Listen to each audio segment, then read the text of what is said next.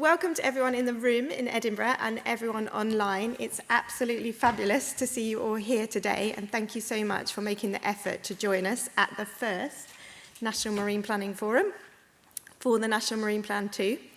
It's my pleasure to introduce Annabel Turpie, who's going to open for us, the Director for the Marine Directorate. Welcome, Annabel.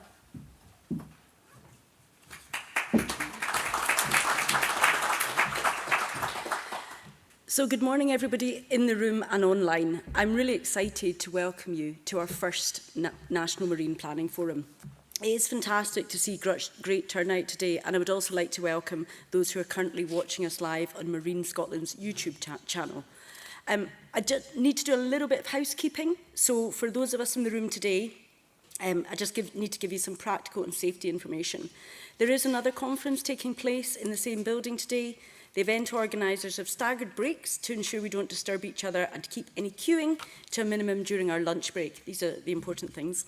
There are no fire alarm tests planned to be carried out while delegates are in the building, so if you do hear the fire alarm sound or an automated voice message, please leave the building by the nearest fire exit, clearly signposted throughout the centre. Leave in an orderly manner, and the staff will be on hand, EICC staff will be on hand to assist with exit the building and directing you to the nearest muster point. So that's the straightforward stuff out the way. So I see many familiar faces, but I also see many new faces. So I really just wanted to start with explaining the purpose behind this event and what we would like to achieve today.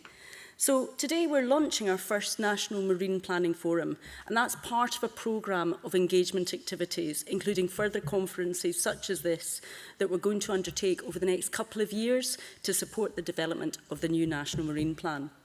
And the main purpose of today's event is to formally launch the forum as one of our main engagement platforms to support the development of the new National Marine Plan.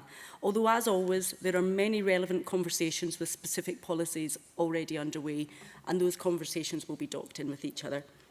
Looking at the list of attendees in the room and online, I'm delighted to see representatives of the breadth of use and interests in the marine environment in Scotland today. And I hope very much we will have today and ongoing a meaningful and inspiring conversation about the future of our seas. Some of you might remember previous Marine Strategy Forum, which supported the development of the first plan. And we hope that this new and refreshed hybrid format will allow full transparency and inclusion, especially for the many of you joining online from more remote parts of the country. We view the new National Marine Planning Forum as an opportunity for much wider consultation, and for that to be a positive experience for you, but also for us as policymakers and regulators. Our ambition is for this plan to be shared with and owned by you, our important stakeholders, and also across the whole of the Scottish Government and wider public sector. In the process of developing the plan, we're drawing on key government policies, and I'm delighted that today we're joined by colleagues from government to help commence this important conversation with you all about how a new National Marine Plan can help deliver our vision for the future of Scottish seas. So in terms of today, as set out in the government's policy prospectus, we are aiming to have consulted on a plan and have an agreed framework policy framework in place by 2026. So we're really at the initial stages of this work, and today's programme will focus on the question, why is it so important that Scotland needs a new updated National Marine Plan that reflects challenges and opportunities that we're currently facing? And to answer this, we've created an agenda that will help to look at this question. So the conference is an important milestone in the engagement process that supports the development of the NMP2, and we're looking forward to hearing your views today. We're going to shortly hear from the Cabinet Secretary for Transport, Net Zero and Just Transition, and her title changed 2 days ago, so I'm very pleased that I got that right, I hope, Mairi McAllan. We're delighted to welcome her today to speak to you amongst what's an incredibly busy portfolio, and indeed she is technology willing. She is going to be speaking to us remotely because she's actually in Parliament just now. Later, you will have the opportunity to meet the team behind the new National Marine Plan, who will guide you through the process of developing it and will answer your questions. There will also be opportunities to discuss matters relating to specific marine sectors with our policy team representatives and any matters for the plan as a whole. We're at the very early stages of the process of thinking about how the National Marine Plan 2 will address these most pressing challenges and opportunities. Today is a great place to start the conversation about these challenges, but also about our ambitions. We can be brave and bold and ask ourselves, what do we need to achieve and how might we do that? There are, of course, existing and relevant stakeholder policy conversations outside of NMP2 badged events like today, which will be relevant to the plan as it develops, and we're working across all of these. And as you would expect, consenting and licensing will continue under the current National Marine Plan as the plan develops, as will other areas of marine policy development. So this is one of many opportunities for dialogue and consultation with you, and I hope you take the opportunity to engage with our team here today on your views on the delivery of the strategic objectives you believe should be reflected. On that note, after our lunch break, we will invite you in the room and online to join in with an interactive workshop that aims to explore the broad themes we're considering for the objectives of the NMP2. For those of you online with any technical queries, please contact us using the Marine Planning email address the invitation came from. And in the afternoon, during our last session, there will be an opportunity to hear about the alignment of the sectoral, regional and national marine plans. Talking with you, our stakeholders, is absolutely key to developing a plan that works and provides the strategic direction necessary for the marine environment at this time. We're committed to reach a wide audience, and we will have the opportunity to hear later about an example of an engagement with young people through a strategic partnership. So I really hope that everyone enjoys and gets out what they want to this conference today, but of course we still want to hear your feedback, the good and the things you think we could improve to build on for our next event. So please do share that, taking the opportunity at the end of the conference. But for now, please enjoy the rest of the conference, and with no further delay, technology willing, I would like to invite the Cabinet Secretary for Transport, Net Zero and Just Transition, Mairi McAllan, to share some of her own thoughts and reflections. Thank you. Can you hear me okay? Good, thank you very much. Good morning, everyone. I'm glad we have managed to make this technology work so that I could join you this morning and welcome you to the first National Marine Planning Forum. I'd like to begin by thanking you all very much for joining us today. This forum is an important early staging post in the development of Scotland's new National Marine Plan. And as I'm sure many of you will agree, we are witnessing transformational changes to our seas. Some welcome, others very much not. This means that not only in Scotland, but around the world, the decisions that are governing our seas, they are frankly vital to the future of our planet. So we require a plan that reflects these significant challenges and the significant opportunities of today. The new National Marine Plan 2 will set a clear framework for the use of our seas, with aims to balance economic activity with much needed enhanced marine protection, and to shine a light on that vital role of stewardship. It's all of our role, it's all of our jobs to ensure that our seas are thriving and that they're providing for Scotland's people and Scotland's environment. Because in Scotland we have an historical and strong connection with our seas. Their resources support our coastal communities and marine industries, provide diverse employment and opportunities, and scope for many people to enjoy our coastlines and the communities that span them. They're also critical to the natural equilibrium of life on planet Earth. So this is mission critical, and attendance at events like this, I think, demonstrates the growing recognition in the importance of the management of our seas. But as I said, marine environment is experiencing unprecedented change. Climate change impacts the ocean's role in moderating our climate and will compound the already significant loss of biodiversity that we're experiencing. And let's not forget, that's something on which many marine industries rely. So we must take action commensurate with the scale of the emergency situation that we're facing. However, growth in new sectors such as offshore renewables, this all creates increasing demand for marine space, and that alongside established industries. And we must be prepared to work together to balance these demands with other priorities. So really at this pivotal moment, what I'm asking and what we need to do is all work together to address these matters. So the value of our seas and the need for sustainable management has long been recognised by Scottish Government. We have consistently set our long-term vision for clean, healthy, safe, productive and diverse seas that are managed to meet the long-term needs of nature and people. Our world first National Marine Plan, which was published in 2015, this set the overarching policy framework to guide decisions on the sustainable development of our waters. And since the adoption of the first plan, we have faced dramatically changing circumstances, including, of course, our declaration of a global climate emergency, coupled with mounting evidence that Scotland continues to experience dramatic biodiversity declines. We've also had our response to that emergency, which includes Scotland's world-leading legislative commitment to reaching net zero by 2045. And of course, we've had the other contextual factors, the unparalleled disruptive influences of UK's exit from the European Union, the devastating COVID-19 pandemic, and the devastating and ongoing illegal conflict in Ukraine. So these all demonstrate, I think, the need to create a new plan that reflects a changing context. And it should also demonstrate to us that we never make policy in a vacuum. The world will continue to change around us, and we have to be nimble and adaptive. Because we know that effectively managing how we use our marine space is critical for that transition to net zero, the achievement of our biodiversity commitments, of which we have both national and international commitments.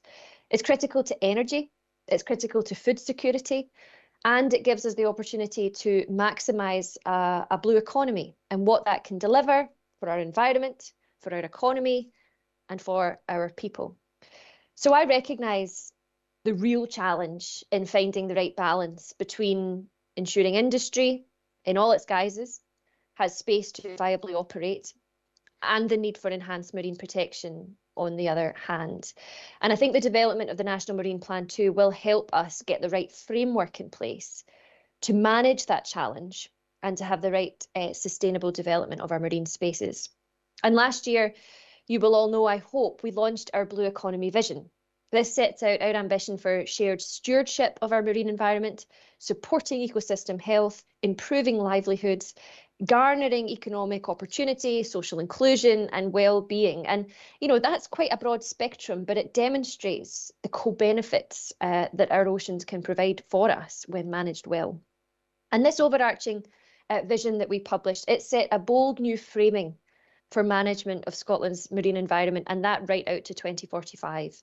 It had 6 long-term outcomes accompanying the vision, which sets out goals for, as I say, environment, people, economy. So with our seas facing significant pressures, this is the first time that we have taken that long-term, outcomes-based and holistic approach to management of our seas. And at its core, Scotland's Blue Economy Vision recognises that our economy and society are embedded with nature. They are not external to it, they are not mutually exclusive of it. The vision looks to move us beyond what can be outdated narratives of choosing between ocean protection and production, recognising that not only can these sit side by side, they are actually mutually inclusive of one another and reinforcing of one another. There are clear synergies between our blue economy outcomes and the objectives of marine planning. And as such, we now have the opportunity for the National Marine Plan 2 to integrate these outcomes and be a key delivery mechanism for that blue economy vision that we've published. And as the First Minister set out in his policy prospectus in April, the government's intention is to do just that. Our prospectus for the next 3 years describes how, as a cabinet, as a government, we will deliver for Scotland through 3 key dimensions. 1, equality. 2, opportunity. And 3, community. And through the development of the National Marine Plan 2, we will work with all sectors to manage increased competition for our shared marine space against those 3 key objectives. And of course, this includes providing opportunities for industries such as offshore renewables, fisheries and aquaculture to operate and to grow sustainably and responsibly in line with the protection and enhancement of our marine environment, and to support growth in island and coastal economies, because of course they in turn support growth in our national economy. Here there are so many opportunities to support a fair and just transition, which empowers communities and ensures everyone shares in what I see as an enormous benefit of moving to a green economy. Transforming our economy in the face of climate change is not just an environmental imperative, it is that, but it's also a significant economic opportunity. And National Marine Plan 2 will provide that overarching decision-making framework for the sustainable management of our marine space. We're working with colleagues and experts from across Scottish Government, including those in fisheries management, nature protection and enhancement, climate change mitigation and adaptation, offshore renewables, terrestrial planning and science. This will ensure that the updated plan reflects all latest policy thinking and I think the breadth of activities that support the sustainable management of our seas. And on that note, I want to reiterate what I have said a number of times following the closure of the recent highly protected marine area consultation. I have, a bit of a microcosm, I suppose, of some of what we're talking about today. I've heard the strength of feeling on this issue from both sides, those who are against it, those who support it. And I suppose whilst I take the time to consider the thousands of consultation responses that I received, and while I will be engaging further with island and coastal communities over the summer, I just want to reiterate that I take very seriously my duty to interrogate all views on this matter, and indeed to bring people together round the table to make progress. And over the next 12 months, as part of the development of the National Marine Plan 2, I will work with stakeholders from across marine sectors, including fishers and communities, on the development of the proposed decision-making framework. And aligning with our commitment to local communities, the National Marine Plan 2 will continue to provide that overarching policy framework from which regional marine plans can develop. And this can provide opportunities for more localised decision-making, which I think is currently being so ably demonstrated in the emerging Clyde, Orkney and Shetland National Marine Plans. And this stakeholder engagement, close collaboration, is something I am really passionate about. Our new plan will put people at the heart of its development. It's a process that frankly relies on stakeholder input. I want everyone who uses, relies on, has an interest in Scotland's seas to have an opportunity to inform the decision-making in the marine space. And I suppose to embrace the second National Marine Plan as a key resource to guide decision-making. So it's great to see so much expertise and interest in marine planning today. This forum is just one of the ways that we hope to get your views. We will soon open a public consultation on the scoping report for our statutory environmental assessment, with many more public and targeted events, webinars and meetings to follow. And we're challenging ourselves to make those as inclusive as we can, as easy to access as we can. And I think always to ask ourselves, who are we not hearing from, and seeking to reach those people? Because I believe these will be absolutely vital to making the National Marine Plan 2 as good as it needs to be and sustainable.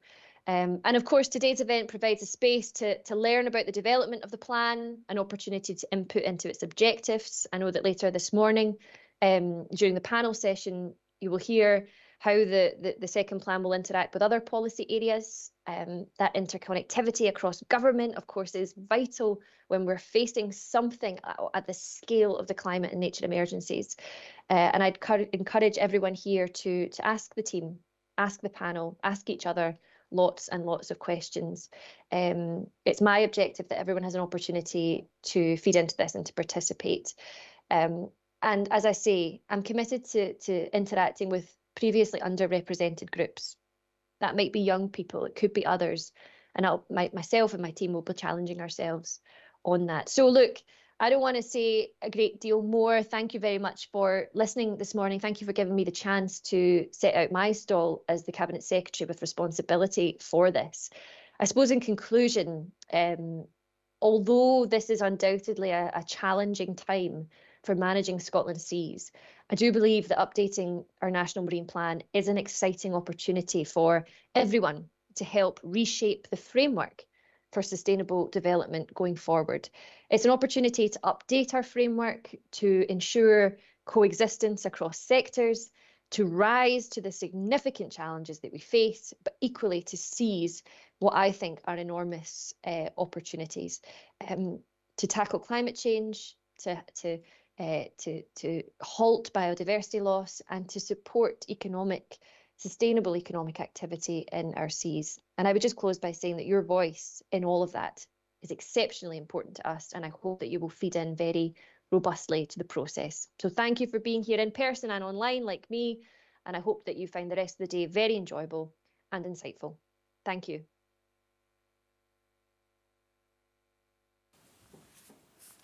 Well, good morning, everybody. My name is Louise O'Hara-Murray. I am the new Marine Planning Manager at the Marine Directorate, and it's my pleasure to be leading the team developing the National Marine Plan 2. I am going to ask them all to introduce themselves at the end of the presentation. So we're all ladies. Ladies, I hope you're ready. Okay. We're right at the beginning of the National Marine Plan 2, and as the CABSEC said, and as Annabel reiterated, we really want you to be involved in shaping it. Over the next 10-15 minutes, I'm hoping to answer 4 key questions. Why do we undertake marine planning at a national level in Scotland? Secondly, why are we updating the National Marine Plan now? What's going to be different about the new National Marine Plan? And what have we done so far?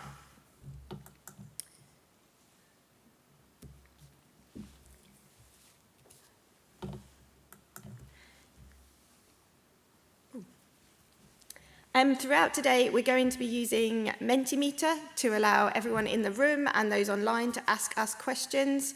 The questions will come to the ladies at the back, and then they'll be able to share it so we can all see them. So grab your devices, log on to menti.com. There'll be a series of codes. We will repeatedly put them up so that everyone can log in. I think this one's an icebreaker if you want to have a go. There'll be a new code at the end of the presentation for the panel session.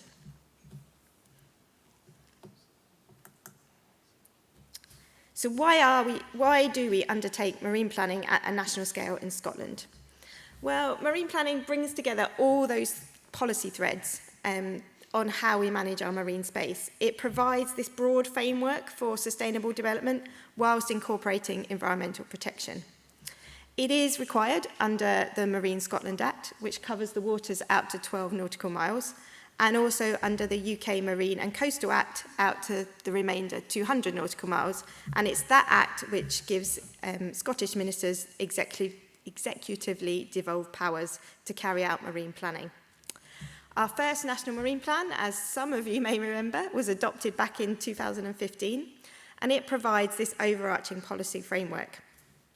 It's being used to support our consenting and licensing decision. So why are we updating it now? Well, the CABSEC touched upon this. In accordance with the requirements under the Marine Acts, we are required to repeatedly review the plan to check its effectiveness. And we undertook reviews in 2018 and 2021. So the 2018 review found there was some uncertainty in the effectiveness of the plan in light of the UK's exit from the European Union.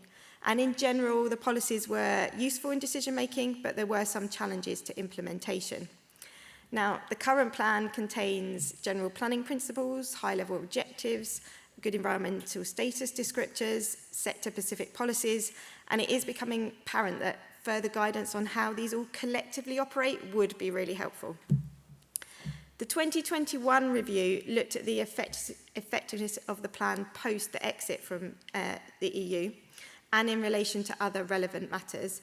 And it's that review that concluded the need to update the plan to consider better the emerging issues. So the National Marine Plan needs to evolve. It's got to take into account our legal commitment to net zero by 2045 and plan strategically for the shared use of our sea. It needs to shift, providing clearer priorities and outlining the choices we need to make for managing our marine space. It's got to consider new sectors which have arrived since 2015, offshore wind energy, hydrogen production, seaweed harvesting, whilst also protecting our marine natural capital. Importantly, it's got to safeguard our traditional sustainable sectors and cultural heritage, support our green recovery from the COVID pandemic, and support action on climate change and biodiversity loss. It's also got to consider changes in Scottish Government policies since 2015 and provide greater clarity on all the references to the EU legislation, which doesn't work in the same way anymore. So what's going to be different about the new National Marine Plan? Well, as we heard from the Cabinet Secretary, we launched our Blue Economy vision last year, and it sets this holistic vision for how we want the seas to be in 2045. It contains 6 outcomes, and the National Marine Plan 2 will importantly help us deliver on these goals. We are working closely with the Blue Economy team to ensure that the National Marine Plan 2 takes a blue economy approach, and you'll hear more about this in the panel session later this morning. As part of National Marine Plan 2, we are considering carefully the interactions between that national plan and the sectoral and regional plans which are currently in development, and there'll be further discussion on this afternoon. The NMP2 needs to account for new Scottish Government development policy development since 2015, so this is things like our future fisheries management strategy, our energy strategy and just transition plan, our National Planning Framework 4, and our Biodiversity Action Plan. Excitingly, the new National Marine Plan is going to deliver a new policy framework to support our licensing and consenting decisions, which accounts for this increased competition for our marine space we're seeing at the moment.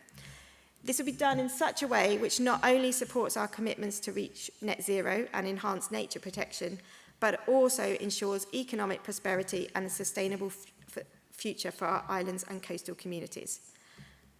I'll be totally honest, we're right at the beginning.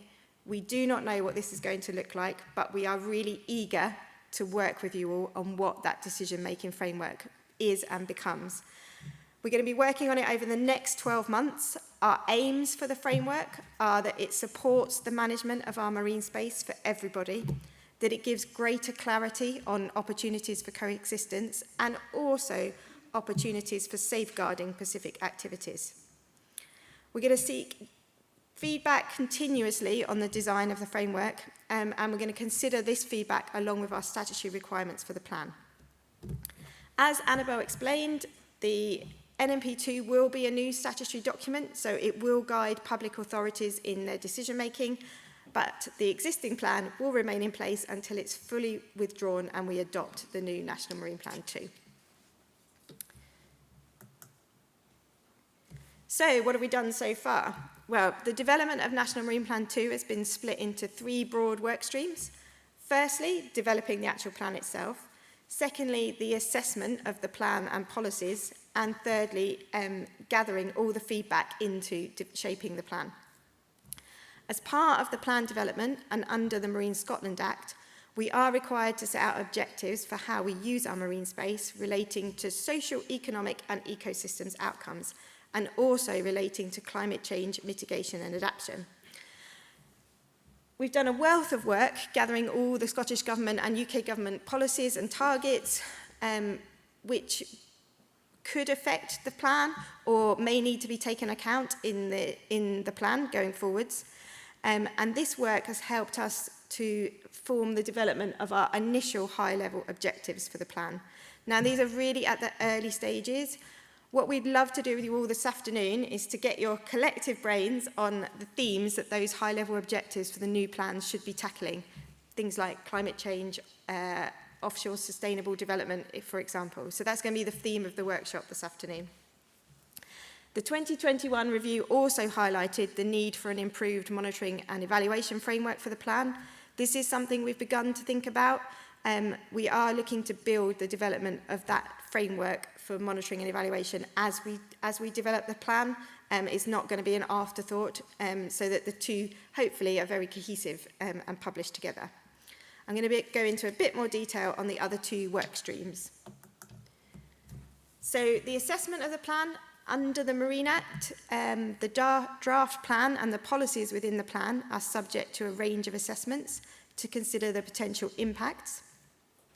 These include strategic environmental assessment to determine the potential environmental effects, socio-economic impact assessment to determine the potential effects on the economy, marine sectors and wider society, habitats regulation appraisal to determine the effects on European sites.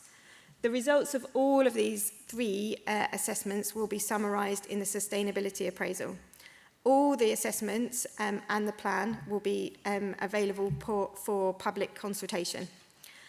We have established a steering group, and thank you to the members of the steering group which are here today who have supported us so far. The steering group is helping us provide advice on the scope of those assessments, the methods we use and the data used in those assessments. The plan will also be subject to a whole wealth of other assessments, including assessments looking at the business and regulatory impacts, community, island community impacts, and equalities impacts. All of the assessments and the assessment process will be used to shape the plan in an iterative process, meaning that as we assess the policies and objectives in the plans, we can make adjustment to those policy and objectives based on the outcomes of the assessments.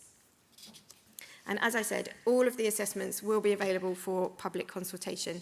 The steering group will get to see a slightly earlier draft version, which they will feed into before it goes out.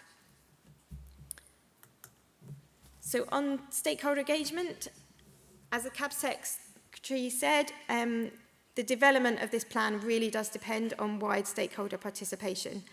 We're keen to hear from you all throughout the process, and we will be facilitating a variety of opportunities to gather your feedback. There will be more open events like this one. There will be targeted events with specific sectors going forwards to discuss particular aspects of the plan and also to work out that decision-making framework. And there will be public consultation on the draft plan, at which there will be a variety of online and in-person events, hopefully across Scotland, and we'll be publishing at that point the draft plan and all the assessments and supporting documents.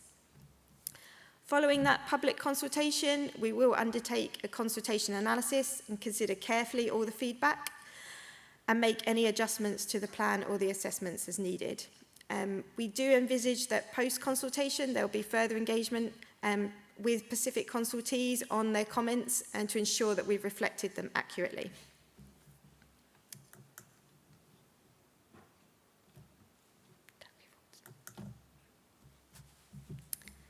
So what have we done so far?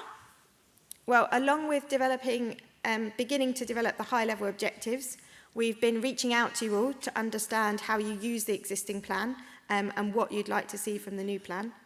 We've been drafting our strategic environmental assessment scoping report, which I'll go into a bit more detail about. We've started our steering group and we've also started a group within Scottish Government to make sure that the plan does consider all of the latest policy thinking. I'll just show you guys the timeline. So, we are aiming for public consultation on the draft plan and the assessments next year. Over this year, and with you all, we're going to be drafting those objectives and policies, looking at the monitoring and evaluation framework, developing the plan itself, and undertaking all those statutory assessments. Final adoption of the plan is targeted for the end of 2025. And we've scheduled in what we would like to do is have a couple more forums at key points in the plan. So today's all about why we need to update the National Marine Plan 2. We'd like another forum on how we're proposing to do that, and then the final forum just before the public consultation on what the plan actually looks like.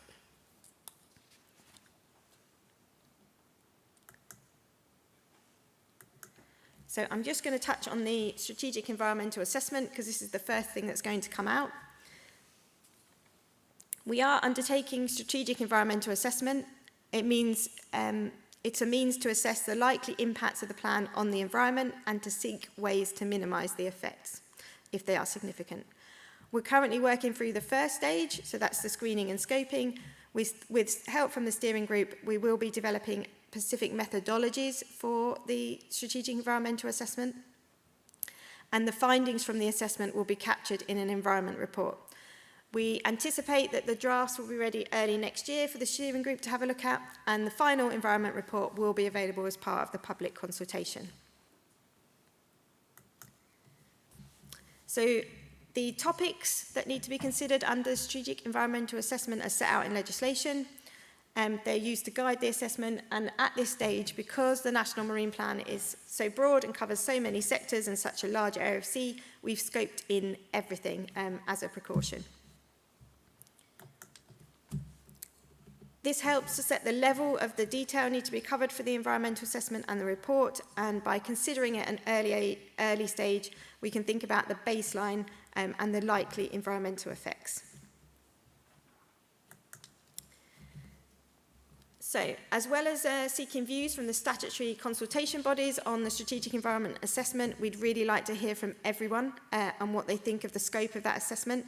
It is focused on environmental effects, so things like impacts on other sectors are covered in the other assessments and will be shared with the steering group for input.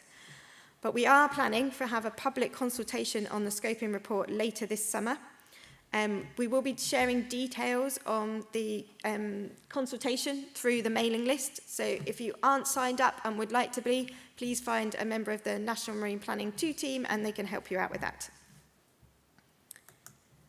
So following all the feedback on the public consultation, which is going to run for about 5 or 6 weeks over the summer, we'll consider everything and take it to the development of the assessment methodology.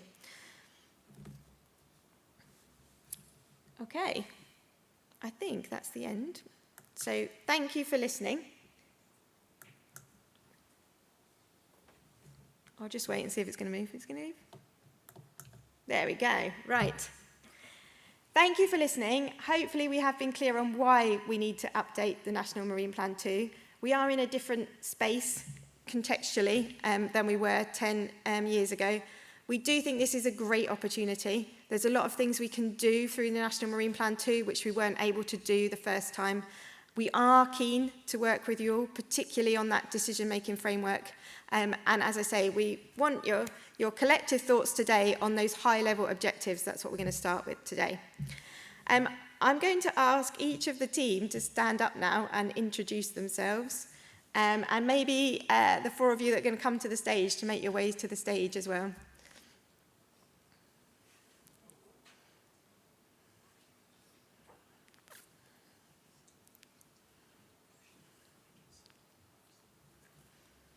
And whilst they're all coming, I hope everyone can see the Menti code online and in the room. So if you make your way to menti.com, you can post questions through there. Right, before we introduce you ladies, Emily and Danny, can you wave? Emily is supporting our stakeholder engagement, and Danny supports all of us and keeps us all on track through the whole programme. Right. If you pick up the microphone directly in front of your chair, it should work. You don't need to press anything. The nice gentleman at the back is going to sort that out.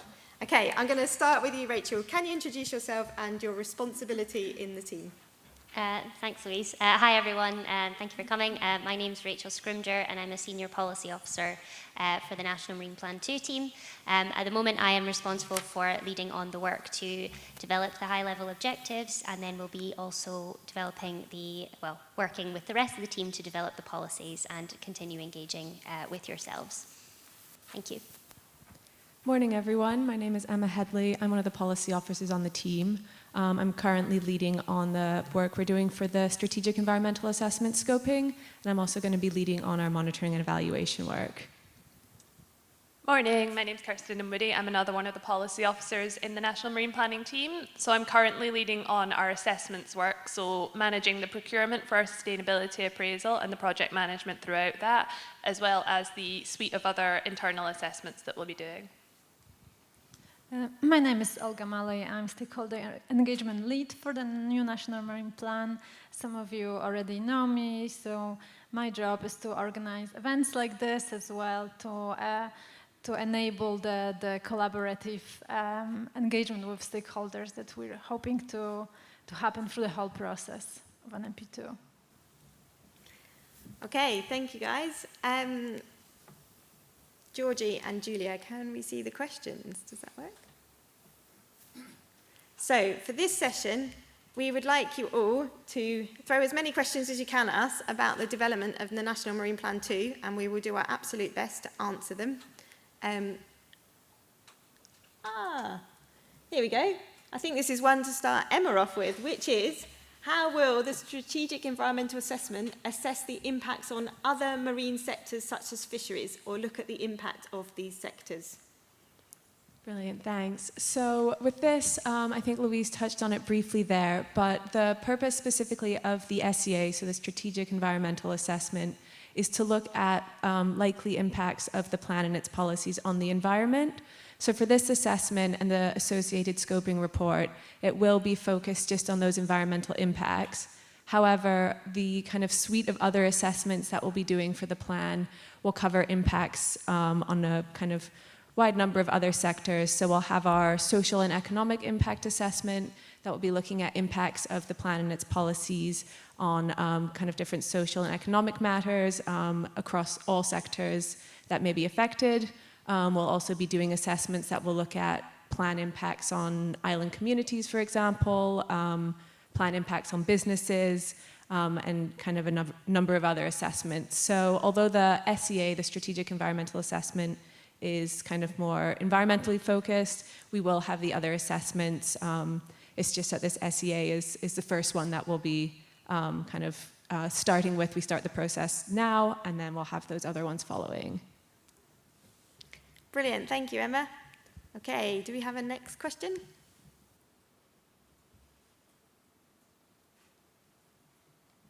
Oh, I'm going to pass this one to Kirsten. How will the impacts on local communities from the policies be considered in the plan? So the assessments that we'll be doing will primarily have a national level focus to avoid bias towards any particular regions. But we will be carrying out that socioeconomic impact assessment. So what we're hoping is that this won't just have a focus on economies, jobs, but we do hope to look at the impacts to wider society. So how we'll be doing this hasn't quite been defined yet. We'll need to wait until we've got contractors appointed for that to really work through a practical way to assess this. But yeah, just to reassure everyone that we will be looking beyond economic impacts. And as has been mentioned already by Emma, we're also going to be subject to an island communities impact assessment. So that's under the Islands Act. And that will obviously look at the impacts specifically on island communities and how these may be different from those felt on the mainland. So we'll be going through that process as well. Thank you, Kirsten. Oh, who wants this one? How will the need for offshore wind development net zero ambitions be considered in the plan? You can take that one, Rachael? I can go for it. Is this on? Yeah. Is it working? No. Oh, It is now, sorry. So what we are aiming to do by asking you all for your feedback is to start to understand the different sectoral contexts and different sectoral needs within our marine space. And as we heard this morning, we know that there is increasing demand for that limited resource. There is only so much space, and we need to figure out a way in which we can make sure that everyone is able to conduct their activities in a way that is sustainable and viable. So as part of that, what we're going to do is work with you all to identify areas which are potentially where activities are potentially more relevant in certain areas or regions, depending on the different regional contexts, and help us to understand regional priorities. And this will start to come out through our engagement and through our assessment processes.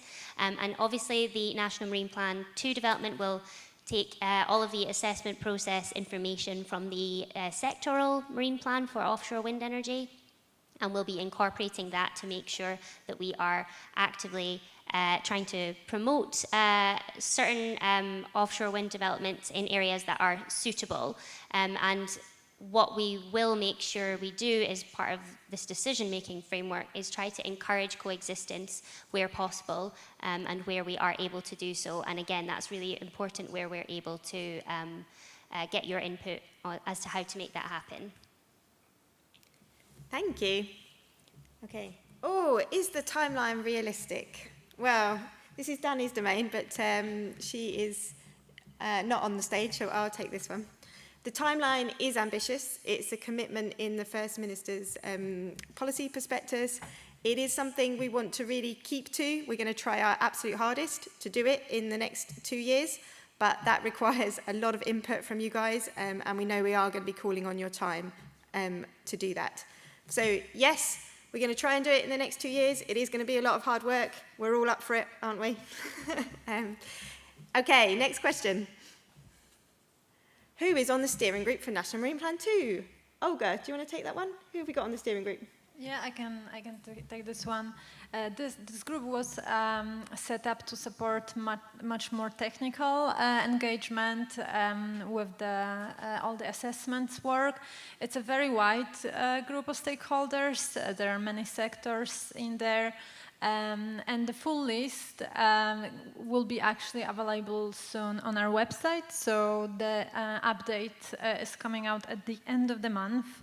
With our stakeholder update, so we'll include a link to the steering group official page where the minutes will be available as well. So I will not go into detail of every organization that's in there, but it's a cross-sectoral group. So it includes our statutory consultees, many various sectors.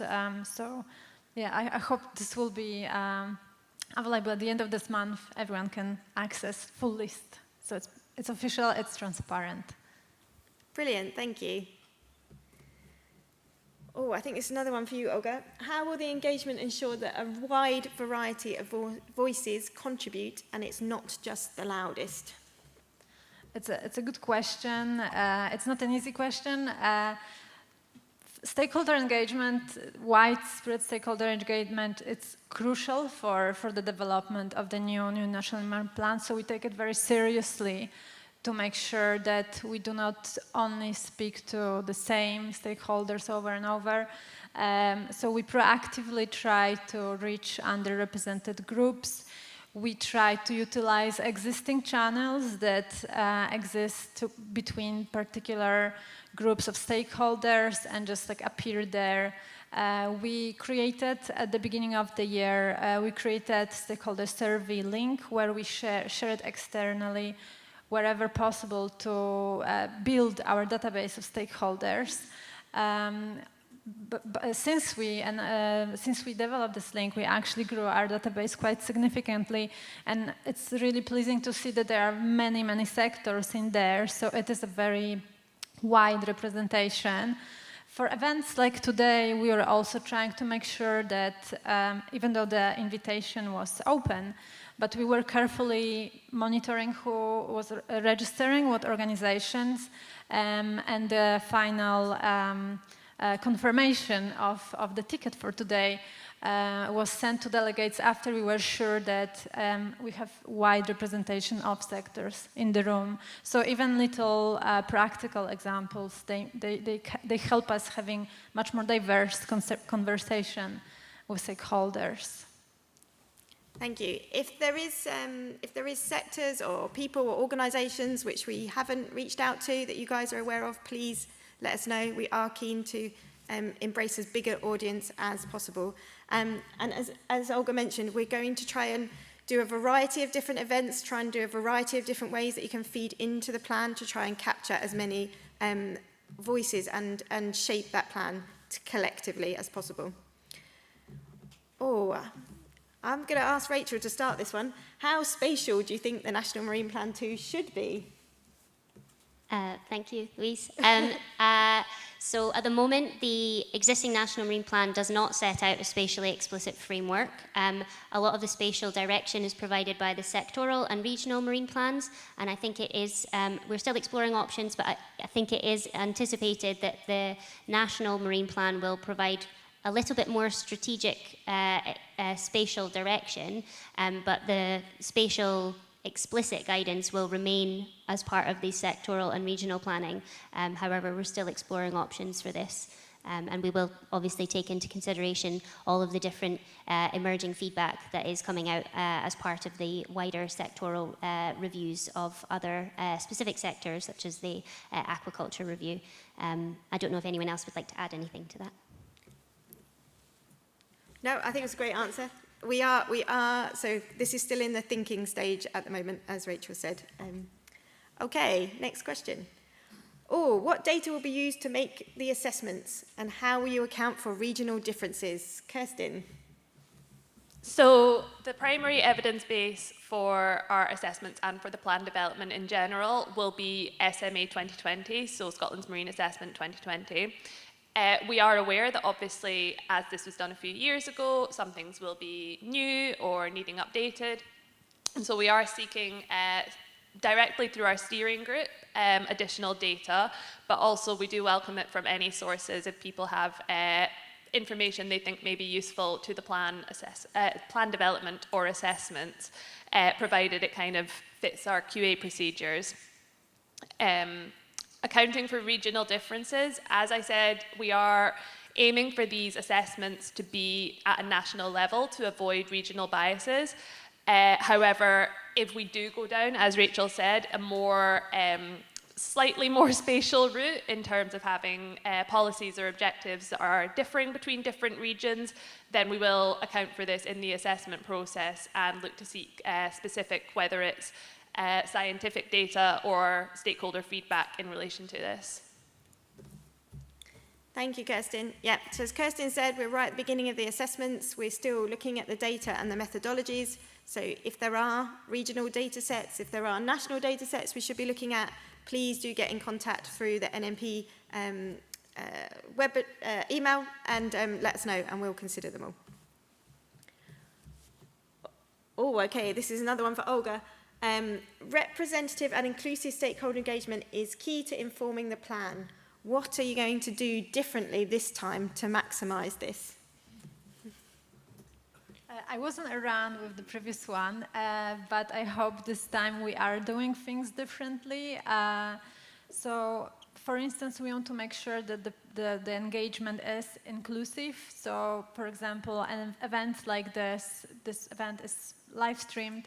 So, by doing this, we make sure that event communities that are located far from the mainland have access to meaningful engagement with us.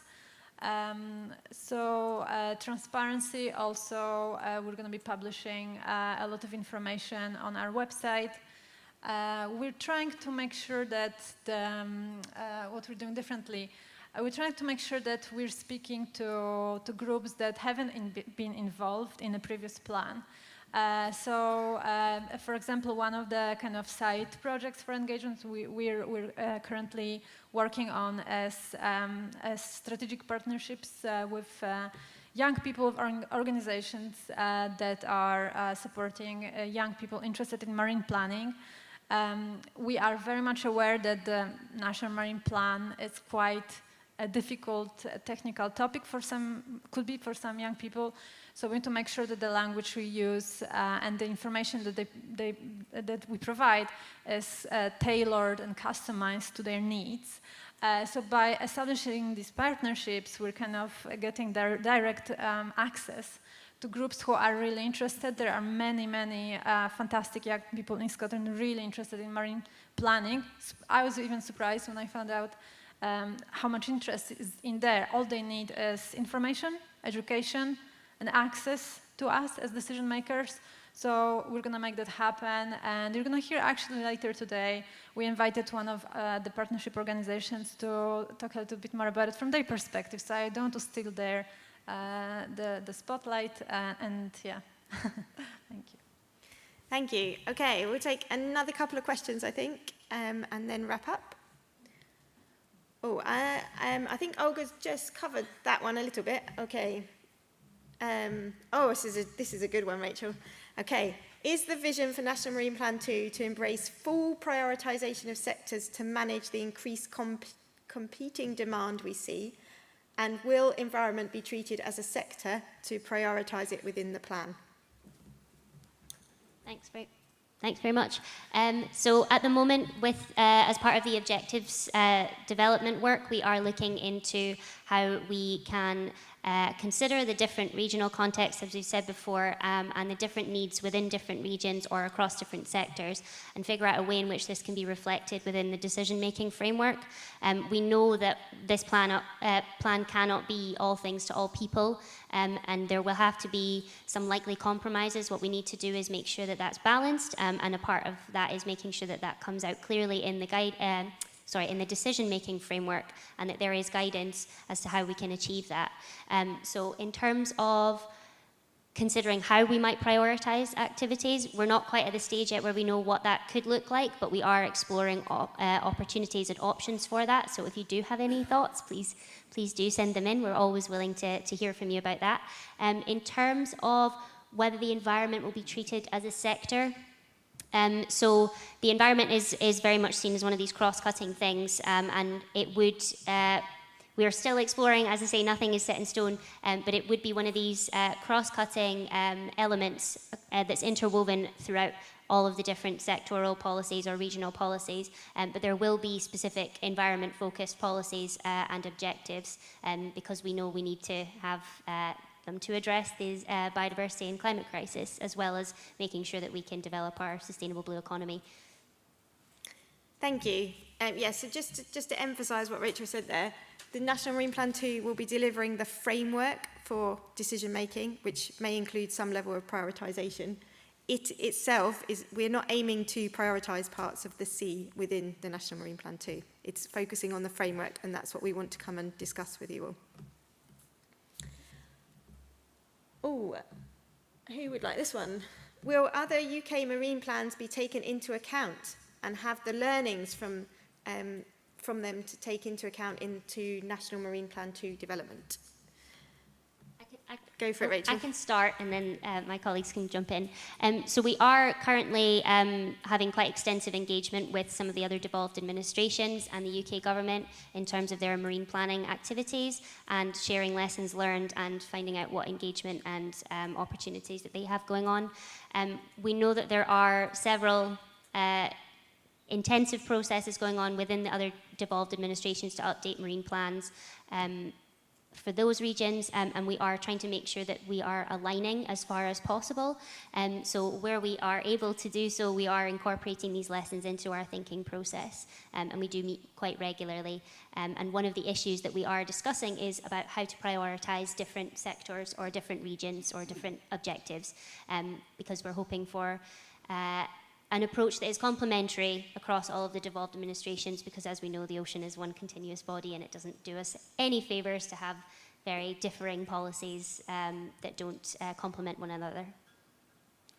Did you want to add anything? I guess I'd just like to add that on the back of what Rachael said, we are, I think, in quite a fortunate position where Scotland was the first of the UK devolved administrations to adopt a marine plan back in 2015. And since then, each of the other countries have taken different approaches to how they've done it. So England, if you may be aware, has taken a more regional approach. Wales and Northern Ireland have gone down the national approach. So I think we are in a good position now where, as we're coming to this review and update stage, we are able to learn from everything that's happened in the past 10 years since our existing plan was adopted. I think also, Kirsten, you've been travelling across the North Sea to learn from... That as well, yeah. We have been engaging with the other side of the water. So speaking to colleagues from across the North Seas, talking about experiences from other countries that obviously don't have quite the same legislation as us, the shared challenges and opportunities that we're facing, and again, touching back on that cross-border thing where there may be borders on the maps, but there isn't any physically in the water. So I think it has been really beneficial for us to engage with other countries as well, yeah. Okay. Will the cumulative assessment look at the contribution of each sector to any potential effects?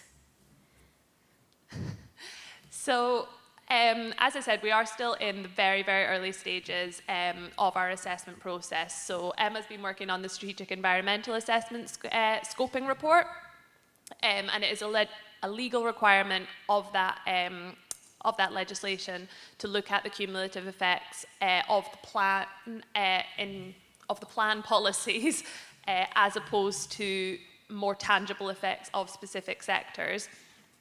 So that's for the strategic environmental assessment. When it comes to the other assessments, we're not yet at the stage of having appointed contractors, so we're not quite clear on the shape and the scope of these assessments yet. But this is something that we'll be discussing, hopefully in the not too distant future, over the coming months as we get on that onboarding contractors stage, and then reaching out to our steering group again, hopefully in the autumn, to discuss the scope and the approach to these assessments and how we can factor a cumulative assessment into the social and economic assessment as well. Brilliant. Yeah. So we will be looking at cumulative impacts and interrelated issues in the SEA, but they will focus on the policies of the plan, not the individual sectors. Okay. Should we make this the last one? How will the plan take climate change into account? Who wants that one? Rachel? You can have that one. Oh. So we are considering our commitments under the Climate Change Act and the new Climate Change Plan. We're working closely with the team there to understand what that plan might look like during the development of National Marine Plan 2. It is something we've been thinking about for the high-level objectives, so I'd be interested to see your thoughts this afternoon on how we should take this forward. But yes, it is something we are considering carefully in the next plan. Okay. Oh yeah, Rachel wants to add something. Go for it. Okay, sorry, I just wanted to add that, so as part of the policy development, it is the intention of the National Marine Plan not to repeat and duplicate existing policies and existing commitments. So what we'll be doing is making sure that the policies and objectives that we set out in the National Marine Plan will align very closely with those already set out within the Climate Change Act and the Climate Change Action Plans, as well as the adaptation plans that Scotland has. So just wanted to make that point as well.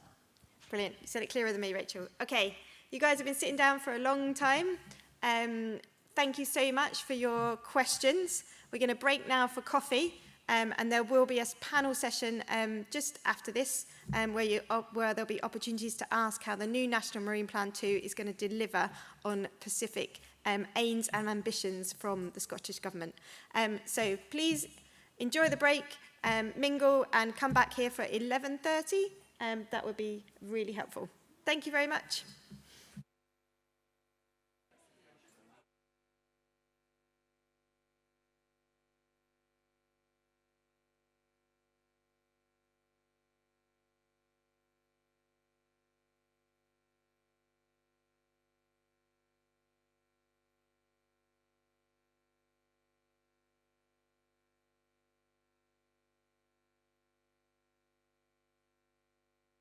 It's also, oh.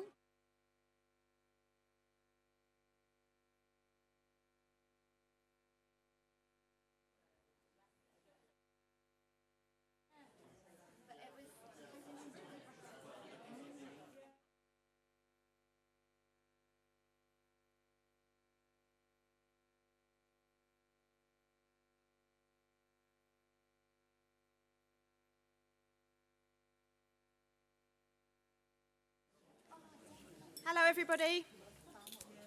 Brilliant. I hope you're all refreshed and ready for the next session with lots of questions. So thank you so much for the participation in the previous Menti poll, because we've got loads and loads of questions. We will answer them offline and send them to you all collectively so you can see the responses. If you need a response quicker, as in the next few days, then please use the National Marine Planning email address and we'll respond directly through that. But the idea is we'll collect all of the questions which we didn't get a chance to address in the panel session and we'll respond to you all. Okay, it's my great pleasure to hand over to Bruce, who's going to be chairing this next session. Go for it, Bruce. Thanks. Hopefully this is high enough. Okay, good morning everyone. Good morning to everyone here in the room and online as well. Hope you all enjoyed your coffee and had a good opportunity to do some valuable city networking. My name is Bruce Buchannan and I work for the Offshore Wind Directorate, which is part of the Scottish Government. And I am chairing your session today, which is entitled The National Marine Plan 2, Fit for the Future, Challenges and Opportunities. And I'm very lucky today to have a very experienced panel. here with us today, and I'll just run through who the panel is. We have Rebecca Hackett, who is our Deputy Director of Corporate Strategy and Marine Planning. We have Claire Speedie, who is our Blue Economy Senior Policy Officer. We have Michael McLeod, who heads up a Marine Nature Enhancement Programme. And finally, we have Jill Barber, who's the Head of Aquaculture Development. Now, this is a question and answer session today. Before we do that, I'm just actually going to ask each of the panel members to briefly introduce themselves and maybe say a little about their role within the Marine Directorate. So if we could maybe kick off with Rebecca, please. Great, thank you, Bruce, and great to see so many of you here today, here in the room and online. This is quite a new area for me, actually. So although I am experienced, I'm quite new to marine planning.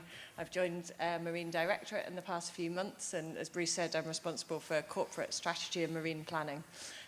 So in terms of the marine planning element of the role, really a key element of that is, well, leading and providing support to the great team that you've met this morning who are going to be taking forward the plan, and working with colleagues across the Scottish Government and the wider public sector to make sure that there's really good engagement in the planning process, and that we're working with them really closely to make sure that the plan is reflecting all of the policy that's developing in different sectors, and building on those as we develop the strategic framework that you've heard a little bit about this morning. So that's going to be a really key part of the focus over the next 12 months, making sure that we've got really good connections internally, but also those connections that we've already talked about with stakeholders across Scotland, to make sure that we've got good opportunities for you to contribute to the plan. So I think just to say a little bit about the planning process, as you've heard already, it's a two-way process. So we need to make sure that the NMP is building on all of the existing policies that are being developed and adapting as those policies are developing, because we know that the world is changing fast and there's a lot happening as this planning process is going to be going forward over the next couple of years. So making sure that we're closely aligned and building on those policies as they develop. Another element is obviously, the climate emergency and biodiversity crises are happening as we're seeing this planning process develop, and making sure that we've got those clearly in our sights as we develop the plan is vital. Scotland, we've heard a lot about, and that's obviously a very established part of our planning process at a sectoral level, and there are going to be important developments in the sectoral plan for offshore wind that are going to be developing in line with the NMP process. So we'll be making sure that we're closely aligned with the ScotWind and offshore wind development as we're developing the National Marine Plan. So we've got a really good panel here this morning, and a range of sectors represented. It's not possible to have every sector with an interest in the marine space here this morning, but we've got a really good audience with a wide range of expertise out there, and we will have many more sessions and opportunities for different sectors to engage and for you to hear from colleagues across government. So I'll leave it at that for now and hand over to Claire. Hi everyone, so my name is Claire Speedie and I work in the Blue Economy team in the Marine Directorate. Similarly to Rebecca, I'm relatively new to the Marine Directorate in Scottish Government, although I've been here for a year now, so I don't know if I can still say that in the Blue Economy team. But prior to that, I worked in the UK Government's Scotland office, and as part of my role, I worked with DEFRA led the fisheries brief. I've recognised some names on the delegate list from when I was in that role, and it's been nice to continue engaging with stakeholders that I did from a UK Government point of view now that I'm back in the Scottish Government. So, as has already been mentioned today, Scottish Ministers published a Blue Economy vision for Scotland up to 2045, and that was published last March. And since then, we have been, well, I'll start with the outcomes. So what accompanied the vision were 6 outcomes. I think they've already also been mentioned as well. So they cover environmental goals, including about enhancing our natural capital and about having a marine environment that's resilient to climate change, in line with our net zero commitments. We have 2 economic goals. One is about trade and one and about innovation and skills, and the second one is about being a global leader in blue foods, for Scotland to be that global leader. And then the two social outcomes, one of them is about having thriving, resilient, regenerated, healthy communities who have more equal access to the benefits that our ocean provides us with. And also we have, I think, quite an exciting ocean literacy outcome, where we want Scotland, society in Scotland, to be ocean literate and understand the impact that they have on the ocean and the benefits that the ocean can provide. And just on that, we actually spoke at the First Minister, when it was the previous First Minister, at their Environment Council in November, I think it was November, October last year, and some of the council members noted the ocean literacy outcome and said, you know, it's really interesting and really important to be part of the picture. So the vision itself, well, I'll start with the outcomes. I'll go back to the outcomes. So really what we want to do at Blue Economy Approach is thinking holistically across those 6 outcomes, thinking about them at the same time, thinking about the themes, the environmental themes, the social themes, and the economic themes. And to appreciate that our economic prosperity and our well-being are underpinned by nature. So we need a thriving, healthy marine environment to take economic opportunities and to take the benefits for our well-being. And what we want to do now is build a sense of collective ownership of our blue economy. And at the end of last year, we published the first phase of delivery towards our vision. And we committed to mainstreaming a blue economy approach, first of all across the Marine Directorate and then wider across Scottish Government and beyond. So the blue economy vision's already catalysed action across the Marine Directorate. Policy making's already happening through a blue economy lens. Our Directorate planning for the year has been considered in line with our blue economy outcomes, and the outcomes are also reflected, some of you will know this, within our replacement European Maritime Fisheries Fund, Marine Fund Scotland. And through that, we're providing funding to a range of sectors and projects, including addressing marine litter, increasing marine literacy, as I mentioned, and fishing gear disposal. But we're developing tools for work streams in Marine Directorate and then beyond to use to really think about how to take a blue economy approach so that we can mainstream that across government. And we are working with our national marine planning colleagues. Our small blue economy team now sits within the same unit as our other national marine planning colleagues to develop and test this guidance. And given the synergies between the 6 outcomes identified and the statutory objectives of the National Marine Plan, the National Marine Plan is really a key driver to deliver on our blue economy vision. So the blue economy outcomes are really our goals, where we want to get to in Scotland by 2045, and the National Marine Plan is an opportunity to help us in setting out how we're going to get there. Thanks. Okay, May have gone on a bit there, but thanks. Thank you, Claire. Michael? Oh, sorry. Good morning, everybody. I'm Michael McLeod. I'm head of the Marine Nature Enhancement Programme. And unlike Rebecca and Claire, I have been around marine for ever and ever. In fact, since I can remember, because I grew up in a fishing family and a fishing community. So marine has been my life. So some of you may know me from my previous role as head of marine conservation. So whilst I've been around forever, my new role is relatively new. And to summarise what my unit does, first of all, we are working on environmental reforms in relation to energy developments that is being progressed through the UK Energy Bill at present. And then once we have resolved that issue, we will be working very closely with the National Marine Plan team to look at developing policies that will hopefully help guide nature positive development and use of the marine environment in the future, which will help us to address both the environmental issues and hopefully also some of the climate issues that we face. And then the final thing that my team will be working on over the next couple of years is to look at how we can encourage and enable restoration of the marine environment to occur. Because I think it's clear from assessments that we have done in recent years that biodiversity in nature needs a bit of a helping hand. So hopefully we can develop a way forward that can encourage a new way of working and a new way of improving the state of the environment. Thank you. Thanks, Michael. Joe? Is this on? I think it does come on. Okay, okay, there we go.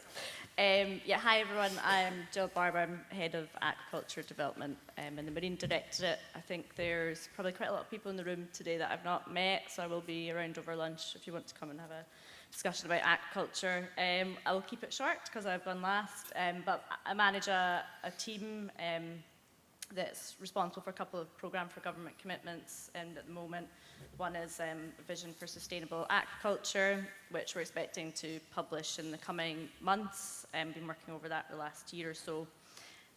Another is the independent regulatory of aquaculture consenting. So there's a very large link to things like the National Marine Plan, what we're here to speak about today, and also salmon interactions policy between fish farming and wild salmonids. Over and above that, we of course work with all areas of Scottish Government, so we were very involved in the development of National Planning Framework 4, for example, which includes specific aquaculture policies. Okay, many thanks to the panel for those introductions. I did say this is a question and answer session, so as before, we're going to be using Menti. I'm hoping my colleagues with the technology will be able to bring up the number, but it's www.menti.com.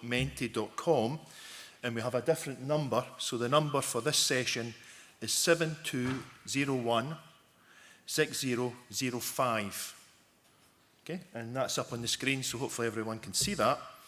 Now, just to reiterate, the panel has outlined the policy areas that they work in, and whilst we will have a go at answering all of the questions that are posed to us, if it's possible to focus those questions on those particular policy areas, that will help my colleagues provide as full an answer as possible. And as Jill said as well, we will be around at lunchtime as well to sort of have those more informal chats as well with you when we break for lunch. So whilst you're logging on to Menti and putting in your questions, you'll be aware that we had a survey in advance of this conference, and a few areas and questions come out of that. So we'll maybe kick off with those questions. And if I could pose the first one perhaps to Rebecca, how will the National Marine Plan 2 seek to address the competing needs for marine space between the sectors?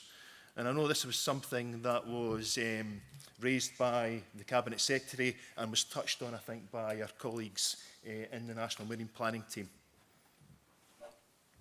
Thanks, Bruce. Well, yeah, just to add a little bit to the comments that we heard earlier. So I think it's clear that there is increasing demand on the marine space. We've seen that over, in the period since the first National Marine Plan, we've seen a radical change in that respect, and Scotland is dealing with that, as are other nations, trying to look at the different needs that there are and consider how to balance them. And that's really the key challenge that we're looking to address in the National Marine Plan 2.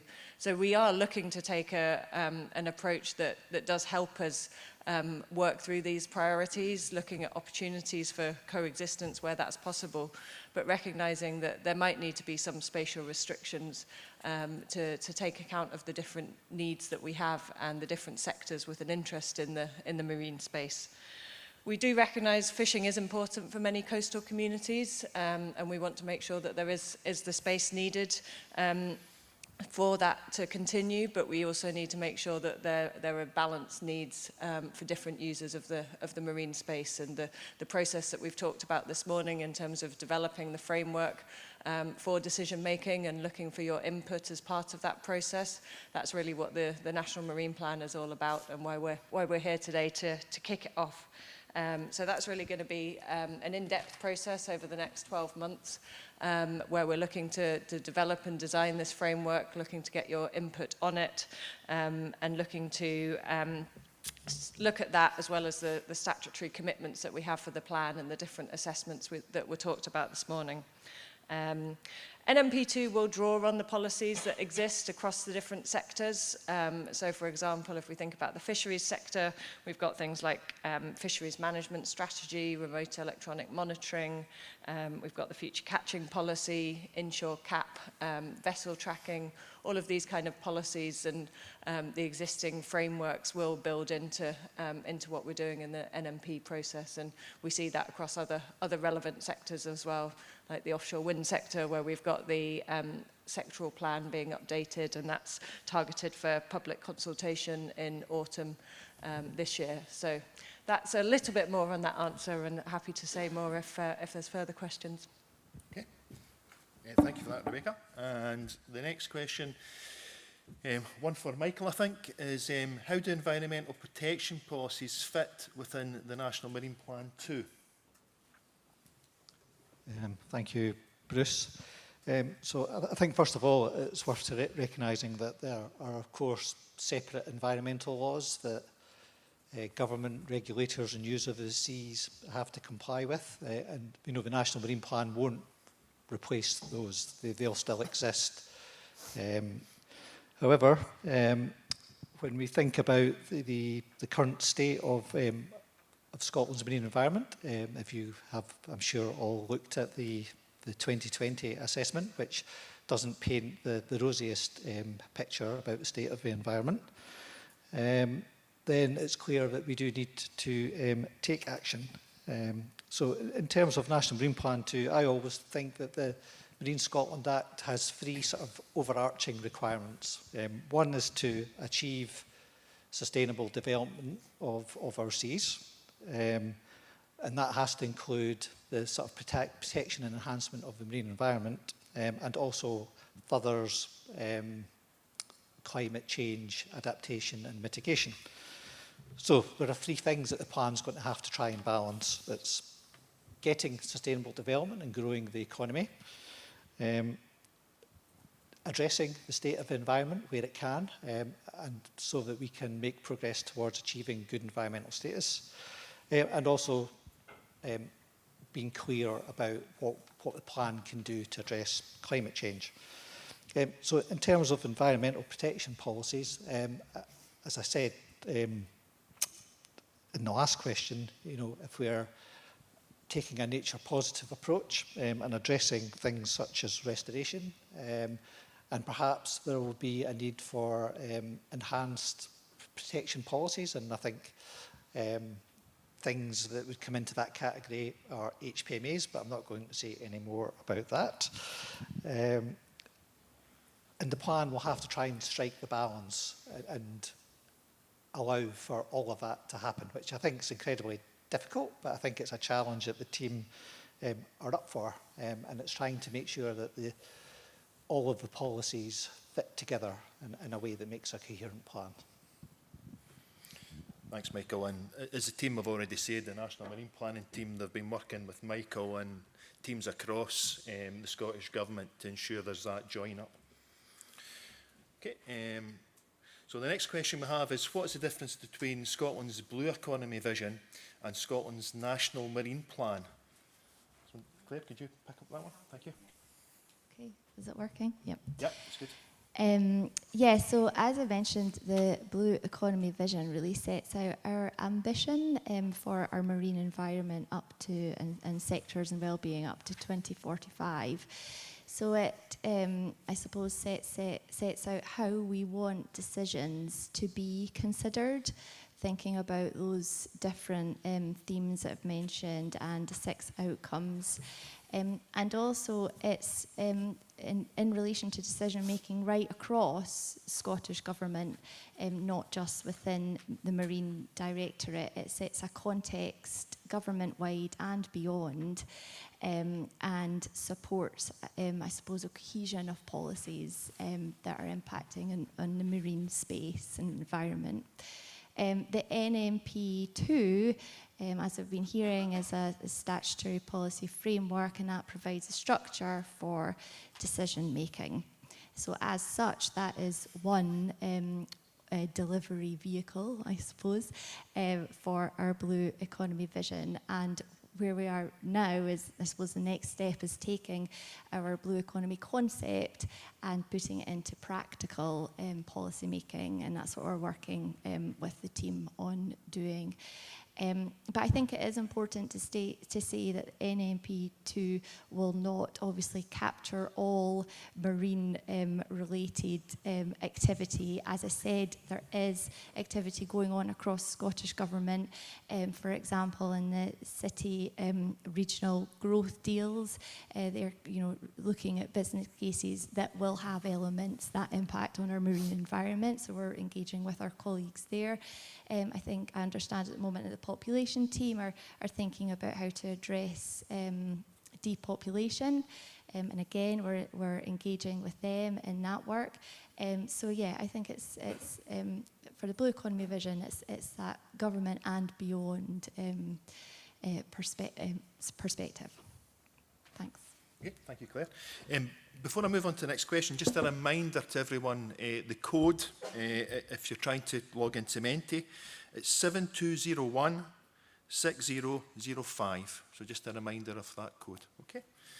So the next question we have is, will the National Marine Plan 2 have more spatially explicit policies relating to aquaculture and development? Now, this is something I know that colleagues touched on a bit about the spatial, and there was a bit of talk about regional planning and the sectoral marine plan. This question, I think, is a bit more focused on aquaculture, so if you could maybe move across to you, Jill, please. So I guess the main point, sorry to shout at everyone, I guess the main point that was emphasised earlier today is that we are at the start of this process. However, we've already got a key and main spatially explicit policy that's just been readopted into National Planning Framework 4, slightly updated, and I expect to see that again in National Marine Plan 2 to realign with that. Over and above that, the current National Marine Plan, the policies they're less spatially explicit. They're more about defining the issues that need to be looked at and under the different legislative regimes within that. So there are, of course, requirements, for example, to look at disease, carrying capacity, cumulative effects.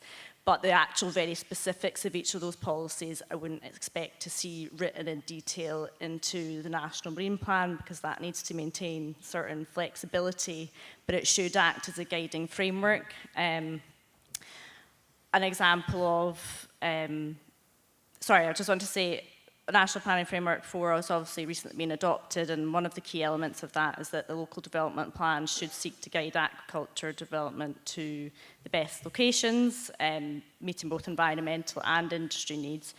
And I think it's really important that actually we seek to try and adopt those local and regional approaches to the more spatially explicit management as far as possible, whereas the National Marine Plan will, of course, have the overarching framework.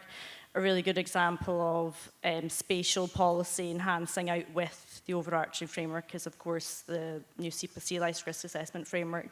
So overall, we'll have our national planning policies, how to decide, make decisions within the consenting framework, which will link and have to identify all those individual components, but actually the flexibility, the detail, the implementation and guidance that somebody mentioned earlier is a really important bit to link up and make progress and to make sure we've got some flexibility to move those on as the science and evidence base updates.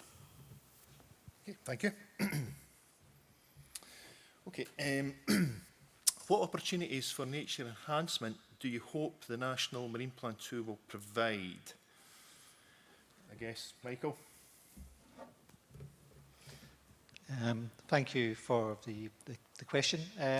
So I think, as I said before, maybe even both answers, we hope to look to develop a nature positive policy, which basically will help us to ensure that all development and use is having a net positive effect on the environment, which would be a massive step change, I think, in the management of our seas.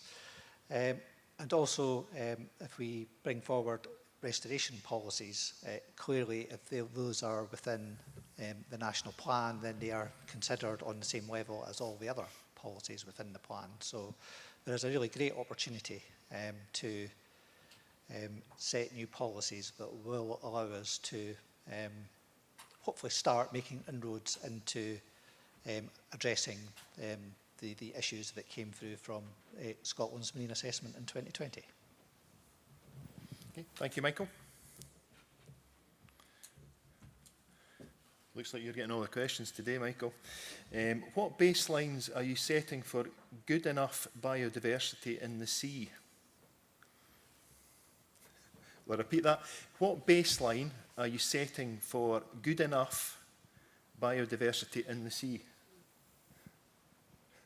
Well, thank you for that question. That's a bit of a difficult one for me to answer as a non-scientist.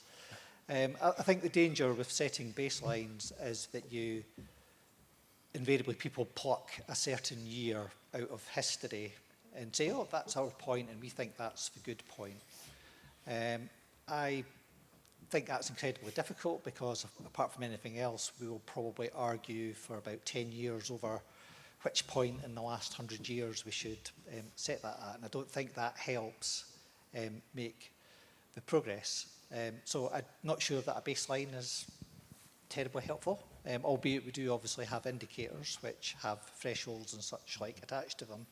I would much rather think about it the other way around, is what state does biodiversity need to be in to ensure that all of the benefits that we all get from the sea in one way or the other, that we can continue getting them, and also that those who follow us can also get them. And I think that to me is sustainability in a nutshell.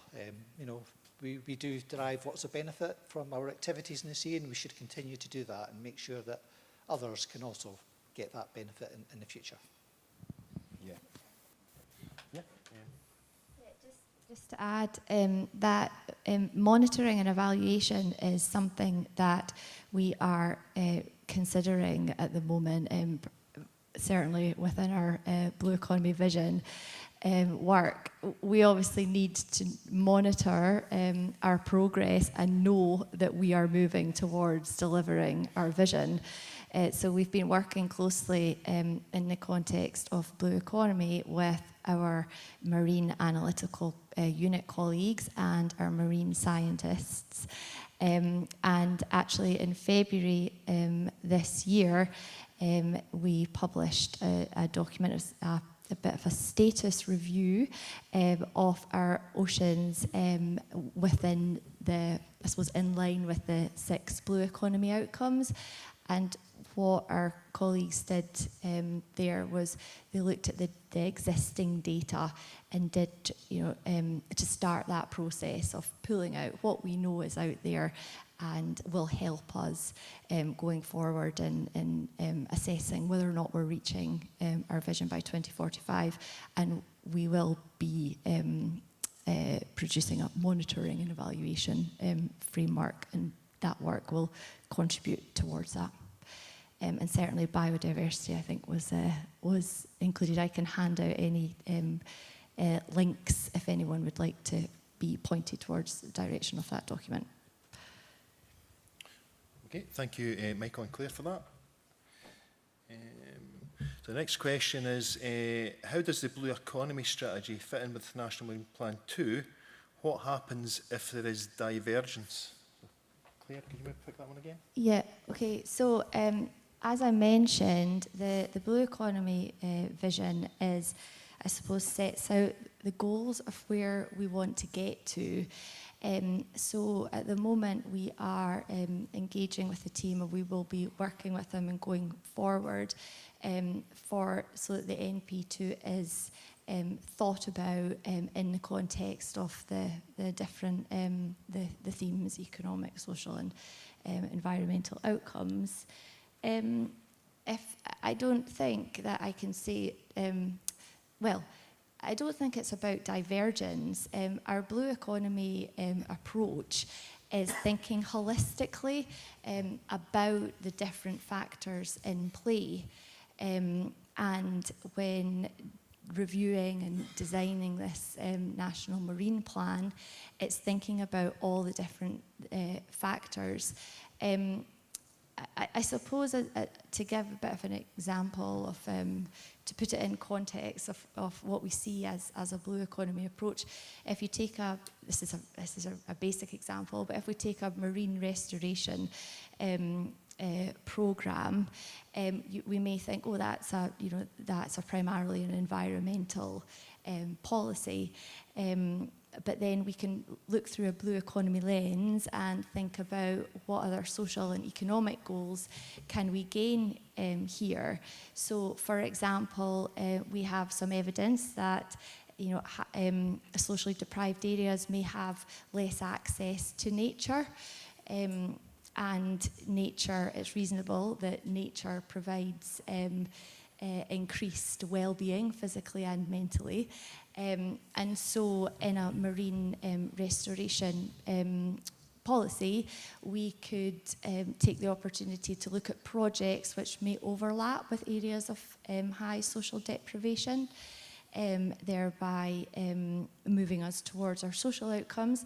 And also we could think about how to bring in economic aspects. For example, could we use the Scottish supply chain in developing that project, or local skills?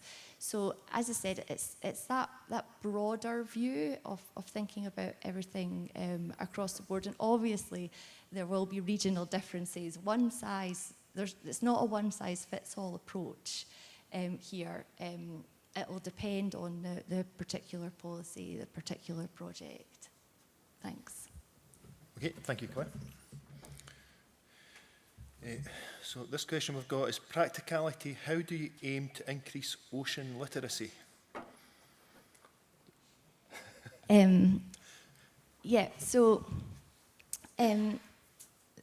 I think, first of all, to say that while ocean literacy is its own outcome, I think it runs through all of the other outcomes. I think understanding how to enhance our natural capital requires a level of ocean literacy. Likewise, and having a marine environment that's resilient to climate change.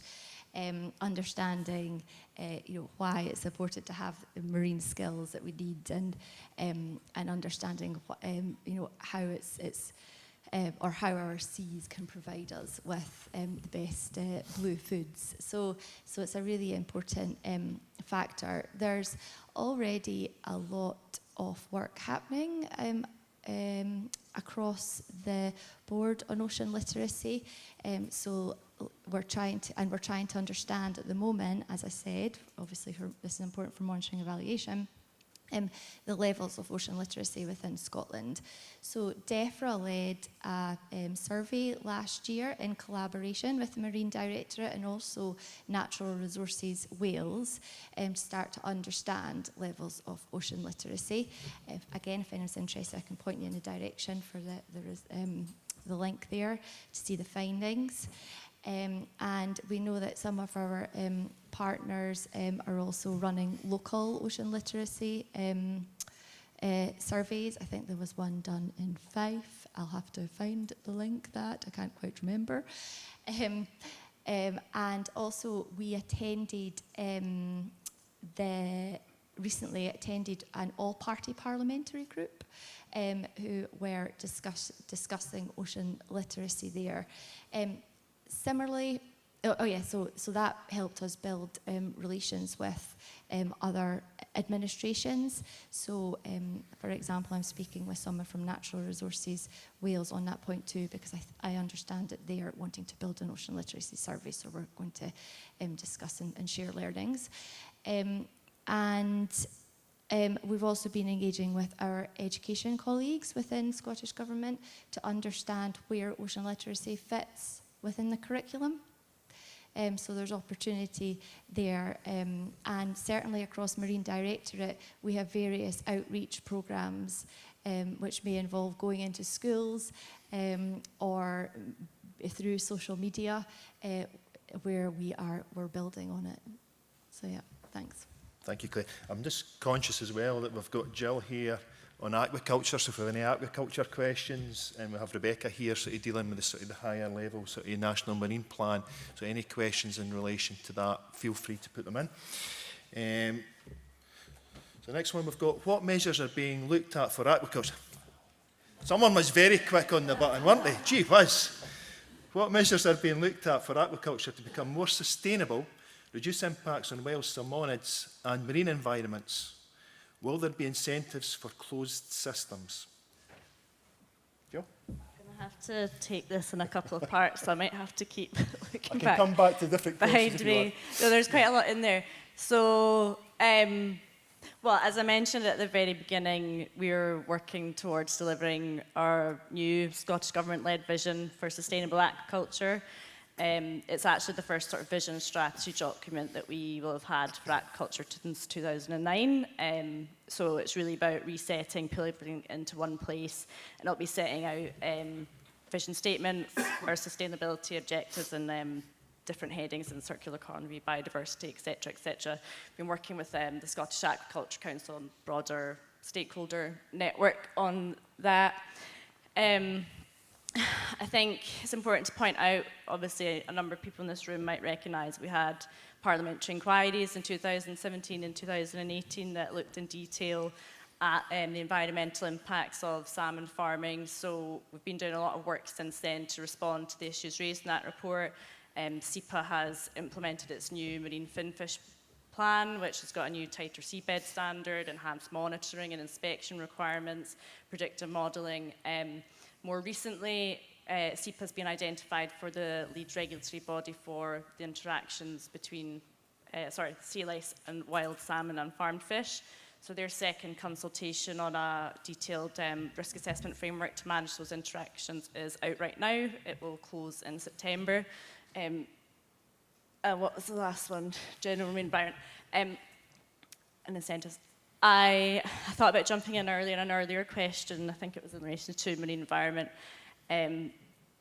is just in relation to national planning framework 4. I think a lot of the themes that were explored under the development of that framework will be things that we'll be considering in the National Marine Plan 2, things like community wealth building, the sort of biodiversity enhancement policies that Michael was talking about, and aquaculture is included in the biodiversity. When I say aquaculture, I'm talking about finfish and shellfish here, is included in those biodiversity enhancement policies, with the exception of 2 of the clauses which will identify and point to the National Marine Plan itself, so we can further explore that in a strategic marine sense. And lastly, sorry, I'm just trying to make sure I give a full answer. No, there's a lot there, don't worry. Incentives for closed systems. Yeah, so something that has recently been done when we're looking at when ministers were looking at approving the SEPA's funding was that they approved an incentive to start to see the increase of waste capture technologies in Scotland. So they've reduced their fees by 50% for waste capture technologies that can capture up to 80%. So that starts to bring in incentives to drive innovation. We've also, of course, got things like Marine Fund Scotland funds which have been realigned to the Blue Economy vision. And I think innovation is a really important topic and something for us to foster and consider through National Marine Planning Framework 2. That's great, and I appreciate you taking time to go through all those questions. What I'm actually going to do now, we only have 5 minutes left to go. I understand there's maybe a couple of people in the audience that were having difficulty accessing Menti. And those colleagues, if you're having difficulties and you have a question, if you want to raise your hand, just to give the opportunity to do that. Ah, we have someone here. I suspect I would have difficulty accessing it as well. So please feel free to ask your question. If you could introduce yourself as well, please. Graham Russell, Royal Yachting Association, Scotland. And the reason I can't access Menti is I don't have a smartphone.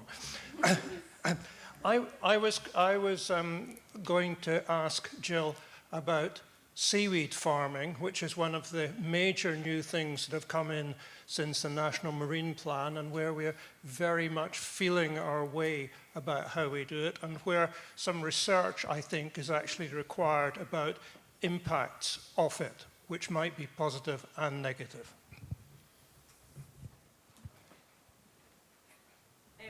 So it's nice to meet you. Yeah. Sorry, just put that. Yeah, it's nice to meet you. It'd be nice to meet you over lunch as well to have a discussion about seaweed farming. I think we're acutely aware there are so many opportunities and potential with seaweed farming in Scotland, and the Scottish Government did have its seaweed review group not too long ago to have a look and really consider what the opportunities were. So there was a scoping report commissioned for that, which reported in 2020, and laid out different sort of production scenarios. I think sometimes we recognise when we are not best to lead economic development and exploration in the early stages of sector development. So we've part-funded a seaweed development post at the Seaweed Industry Association with Crown Estate Scotland, and one of their roles is looking at the strategic needs, the consenting regime, and what's required for seaweed farming. Although it's not published yet, our vision for sustainable aquaculture is having a think about the science and evidence needs for industries of the now and future and what might need to be put in place. So expect to see some of that covered in our vision. Okay, thanks, Jill. I'm just conscious of time. I think I'm going to wrap up the session here just to allow us to stay on track. Sorry? Oh, there's a hand. A very quick one, Malcolm. Can you be quick?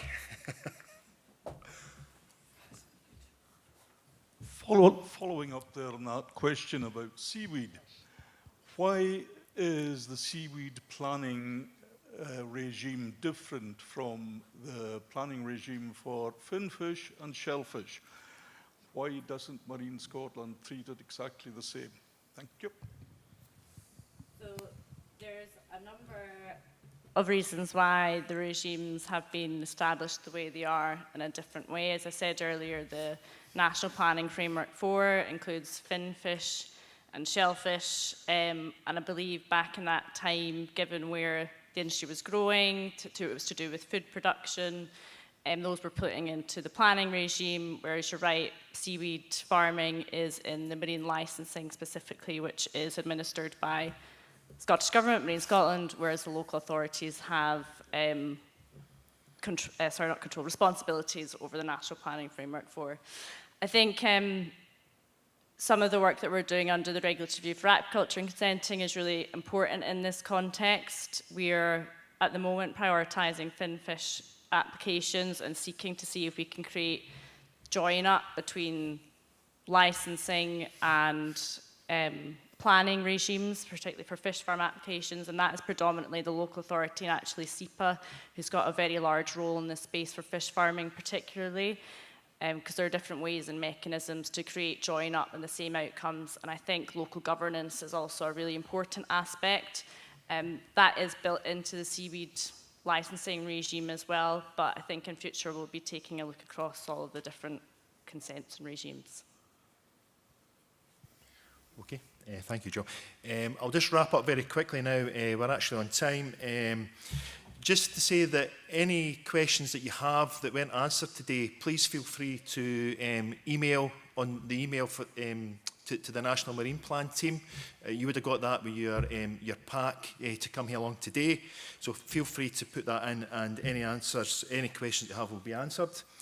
I would like to thank you all for participating in the session. I would particularly like you to thank the audience in the usual, the panelists in the usual way.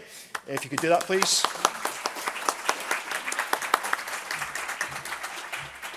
And I would also encourage you to speak to the panellists and colleagues that are here today during sort of lunch, and take that opportunity for networking. Okay.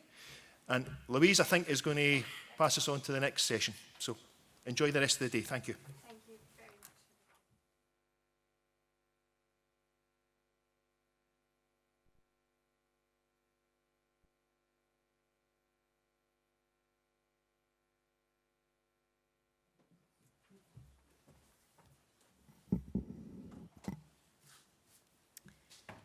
Thank you. Okay, so as an example of how we are aiming to do things differently in the National Marine Planning 2 process, and as part of that engagement with voices that were not heard last time round, we have developed some strategic partnerships, and I'm really pleased today to be able to introduce 2 trustees from the Young Sea Changers Scotland charity. So can you welcome Caitlin Turner and Ellen Owens from the charity, who are going to take us through the presentation. Thank you very much, ladies.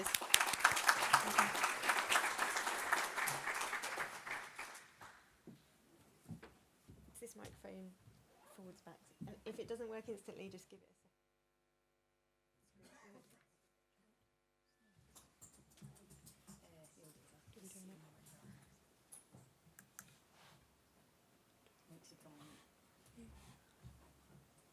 I'll start while the presentation is figuring out what it's doing. So thank you, Louise, for the introduction. Before I get into my presentation, I want to thank Marine Scotland for inviting myself and Caitlin to speak here today on behalf of Young Sea Changers Scotland. First of all, I'd like to start with a simple exercise. Can I ask everyone under the age of 25 to put their hand up? Is it higher, Anna? So look around. This exercise was simply to illustrate how many young people there are in the room today. So I guess you'll all have noticed that there aren't that many. It's just Anna. And this is to point out how absent young people are from this key discussion. As has already been said, my name is Ellen Owens, and I am one of 7 trustees who, along with our director, Alan Munro, make up the board of trustees for Young Sea Changers Scotland. So who or what is Young Sea Changers Scotland? YSCS, as we're known for short, was established in December 2022 and is officially launching this summer. Our vision is for young people under the age of 25 in Scotland, regardless of background or experience, to be empowered to take action for the marine environment and have their voice heard on marine policy. We identified this age group because we recognise the lack of opportunities available to them to engage with policy making affecting our marine environment. We aim to facilitate this engagement by supporting young people wherever they are in their advocacy journey, helping to amplify youth voices in marine decision-making and creating e-spaces for young people to connect with others, share their knowledge and skills, and build their confidence in engaging and advocating for marine policies. Our Board of Trustees is comprised of passionate people from a range of marine environmental and public engagement expertise, including 3 young people to ensure youth voices help shape our work. All 3 of these people are here today. There's myself, Caitlin, and Anna, if you could just give a wave. We'd love for you to come and speak to us about YSCS or to discuss your views on the National Marine Plan. And if you have any questions, please do come over to us or Alan Munro. Alan, if you could just give us a wave, and we'd be happy to chat. Why do we need YSCS? Currently, there's a lack of opportunity for young people to have their voices heard in marine policy making.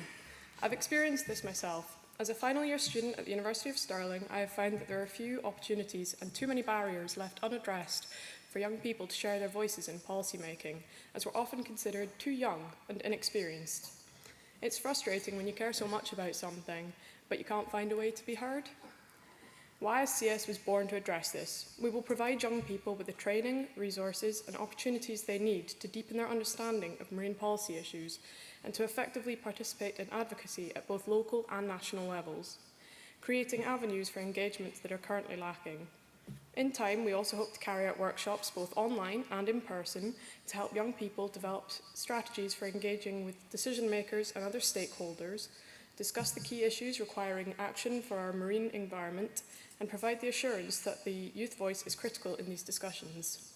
We're grateful that Marine Scotland has already expressed their keenness to support our work, and we'd happily collaborate with others who share our aims, who want the youth voice heard.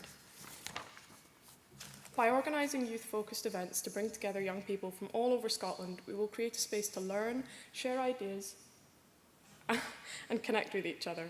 Already, we were invited to host a workshop at youth pre-events for this year's Sea Scotland conference. Our workshop aimed to gather viewpoints from young attendees on what issues they thought were impacting the Scottish marine environment, what policies they already knew of, and what we needed to see moving forwards. We also discussed networking, providing tips on how to make the most of this, and form key working partnerships. This event, including our workshop, was a success. This was reflected in the fact that more people attended the main Sea Scotland conference than previous years, with many young attendees stating that they felt they were much more confident in attending a policy-focused conference like Sea Scotland because of the pre-event. Finally, I will touch upon our last aim. YSCS aims to broker relationships between young people and marine experts, to help provide training in developing networking skills, to seek out meaningful relationships and opportunities with professionals in the marine sphere. This will help create an essential bridge over the gap young people face when pursuing a future in the marine sector, professionally or otherwise, and provide opportunities to work together to advocate for common goals for our marine environment. Perhaps this could be something you or your organisation could help us with. Caitlin will speak in more detail about how you can help elevate youth voices to be heard in policy making later. Now that I've introduced you to YSCS, why we're needed, and what we hope to achieve, I'll pass over to Caitlin, who will share more insight into why we need a modern and bold National Marine Plan 2, as well as why youth voices are so critical in policy making and how you can help them to be heard. Thank you.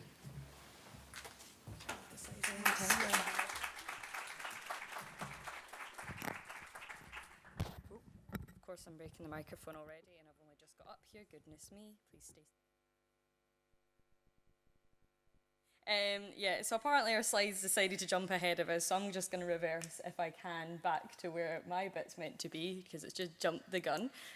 So bear with me, you're going to have to stare at these all over again, if possible. Oh, there we go. So, yeah, you're seeing this again. So thank you for the introduction, Ellen, and I hope that hearing about YSCS and our aims may have some of you considering how you can support us to achieve them and to ensure that young people can contribute to marine policy discussions as we're having today. So now I'm going to speak to you a little bit about why young people want a modern and bold National Marine Plan 2, why youth voices should be heard in policy making, and what steps we can start to take to help facilitate that involvement. So firstly, on National Marine Plan 2. I'm sure I don't need to tell anybody in this room that at present our planet is in dire straits. We're facing the very real joint crises of climate change and biodiversity loss, and these aren't just future affecting issues, they're affecting us now. Recently, parts of Italy were drowned by floods, and as I speak, the air of New York is dangerous to breathe as a result of rampaging wildfires across Canada. Scientists have now said it's too late to save Arctic summer sea ice, which will result in more catastrophic weather events occurring across the Northern Hemisphere. The Earth is warming, coral reefs are bleaching, plastics choke our oceans, and species are being lost every single day. Scotland is not immune to these effects. Our marine environment in particular, where none of us are more than 40 miles from in our country, are also under pressure. Our seas are home to an incredible diversity of wildlife and colours, including internationally important rare species. And I can't tell you the amount of surprised faces that I've received when I've told people that we have reefs of corals in our own waters. But still, we risk losing them. Our waters are warming, the marine space is becoming increasingly louder, busier. We're already facing declines in breeding seabird numbers and biogenic habitats in commercial fish stocks. Scottish seas are intrinsic to our identity as a nation, across our past, present and future. They hold traditions and myth, they hold stories and science, wildness and wonder. They keep our economy afloat, put food on the table and provide livelihoods. They are a space to innovate. They sustain us and give us the very air we breathe and keep life living, but this all depends on their health not only being maintained, but improved. The new National Marine Plan 2 should hold this and the fact that we need to halt and reverse the declines we're seeing in our marine environment at its core. It must address how we use our waters to ensure that not only can they continue to provide for us, but that we can provide to them. The marine space is ever squeezed, and the people that depend upon it to make a living are rightfully worried about how they can continue to do so. But losses in our species and habitats also means that the environment is less resilient and able to adapt to change both through our use and in the face of climate change. This new plan should consider how we can preserve our environment, but also the livelihoods of our people alongside it, now and into the future. And this is where young people can come in. There's a saying that goes, "There's no about us without us." The actions we take and policies we make that affect our marine environment also influence our collective future, but none more so than young people. Our whole lives are ahead of us, but we are anxious about what our lives will look like in facing these global emergencies. It plays like an endless record in our minds that we're running out of time and we're running out of time, and that finally time is up. And frustration and fear grows as often we're sidelined and silenced when it comes to making decisions that will affect the future, however the future will look like, that we are due to inherit. I'm all too familiar with this. I decided that while studying for my marine biology degree that I wanted to pursue a future in marine policy, that I wanted to be behind the scenes working to write the policies which would tackle marine issues at their core. And I would use social media to speak on marine conservation topics I cared about. I would bury myself in library books to find out more, and I'd write countless essays on subjects I cared about. My dissertation was essentially a literature review of Scottish marine policies. And I would care more and more, becoming increasingly passionate and knowledgeable on issues, desperate to provide my insight, but yet having no clue how to do so. Sure, I could post a few tweets, but I didn't know how to be heard in the spaces that mattered most. And how could I pursue a future in this field? Looking it up, I'd have to spend 15 grand of money I didn't have to pursue a master's degree in marine policy. And at the conferences that I attended, I felt like an imposter, too young and hesitant to speak up. Wherever I looked, there were barriers, and for a while, they seemed unbreakable. But fortunately now, the importance of including youth voice in key discussions is being recognised and honoured, and YSCS is a launching point for change, for youth voices to begin to be heard. And I'm proud to be part of this wonderful organisation who I know will make a real difference for passionate young people like me. I've volunteered in countless marine conservation roles over the years, and in that time I've had the privilege of collaborating with some truly incredible, inspiring young people fighting for change in their home nations across the world. I've seen the wonder in the eyes of children as I've described a whelk egg case to them, and at the same time heard their outstanding awareness of the issues impacting the marine environment. Young people are now far more aware than they've ever been of what's going on in the world. We may not have the years of experience behind us as others in this room will have, but we are knowledgeable, we're passionate, and we are determined. We're eager to learn and to act. We are wave makers, outstandingly powerful advocates for change, and yet all we know is now, and that's what's left. But still we know that the marine environment can recover and return to abundance, and we're fighting for that. Our world and our future is in our hands. We belong in this room, and we should have a seat at the table. So how can we begin to support young people in their advocacy and to make sure that they're heard in these critical policy discussions? Firstly, as Ellen mentioned, we can create youth-specific engagement events and spaces to break down policy jargon, make discussions more accessible, and gather viewpoints on issues and how to address them. Adult-run organisations can collaborate with youth-run or youth-focused organisations like YSCS to provide opportunities to have these key conversations, form partnerships and build confidence in youth advocacy efforts. If you have the capacity to, why not invite young people to any of your boards of trustees, as YSCS has, or into other leadership roles? This way that youth are given the chance to help shape your organisation's work and ensure its inclusion of young people. Provide training to support young people in delivering workshops or presentations on conservation and policy matters, or invite them to speak at your events as we have been today. Finally, and again, if you're able to do so, provide funding to allow young people to attend high-level conferences and policy events, whether by covering travel and ticket costs or anything else that might be a significant barrier. Money is a barrier to young people accessing these spaces, and I know this. I was working 2 part-time jobs in my time at uni just to try and get by, and many forums, conferences, and even additional training I wanted to take were just off limits because of the financial constraints. I'm not alone in this. In fact, it was through a grant provided by Sea Changers for the recent Sea Scotland conference to cover travel and ticket costs, both to the pre and main events, that this allowed a lot of young people to be there to network and to contribute to the discussions. I'm going to close by encouraging you to have a think about what kind of future we want to see for our marine environment. Consider that for a moment. And also think about how you or your organisation could include youth voices in any actions you may take to secure that future. We can and will make the change we want to see in the world if we do it together. Oh, and I've just shifted to your lunch break schedule. So finally, for closing, if this will cooperate with me, goodness me. As Ellen mentioned, if you'd like to chat more about YSCS or how you might want to work with us to elevate youth voices in policy making, please do come and find ourselves or Alan Munro if you get the chance, or alternatively send an email to youthforseas@gmail.com. Thank you again to Marine Scotland for giving us this important platform to speak today, and I look forward to discussions had throughout the rest of today. Thank you.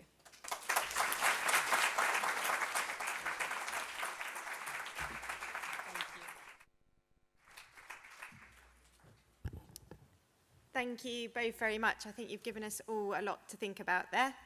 Okay, it's now time for everyone to enjoy some lunch. We're going to break for half an hour for everyone online, and we'll be back here at 1 o'clock, please. And when you come back, please can you sit at your table with the number that's on the back of your name badge, because we're going to get you guys to help us with the development of the themes for the objectives for the National Marine Plan 2. Thank you very much.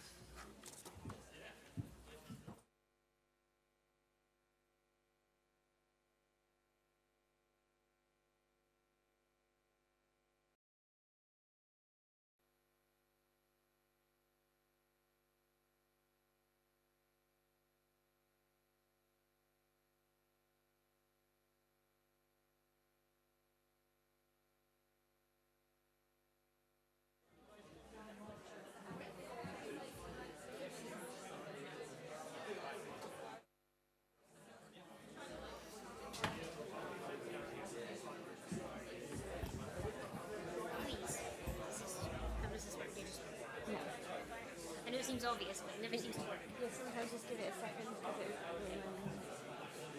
Yeah. Good afternoon, everybody. I hope you all enjoyed lunch. Thank you all for kindly sitting in your numbered tables. Just to stress, there were lots and lots of questions inputted into the Menti, and I'm afraid we didn't get a chance to answer them all, so we will undertake to answer them all. We've got a copy of all the questions. We'll respond and send it out to everyone so that you will get to see your question answered. Rachael is going to take us through this afternoon. We're hoping to pick your brains on the objectives, both in the room and online. So if you're joining online, there are 3 lovely young ladies looking after you online, and they'll be able to help out and answer your questions. Okay, so I'm going to hand over to Rachael.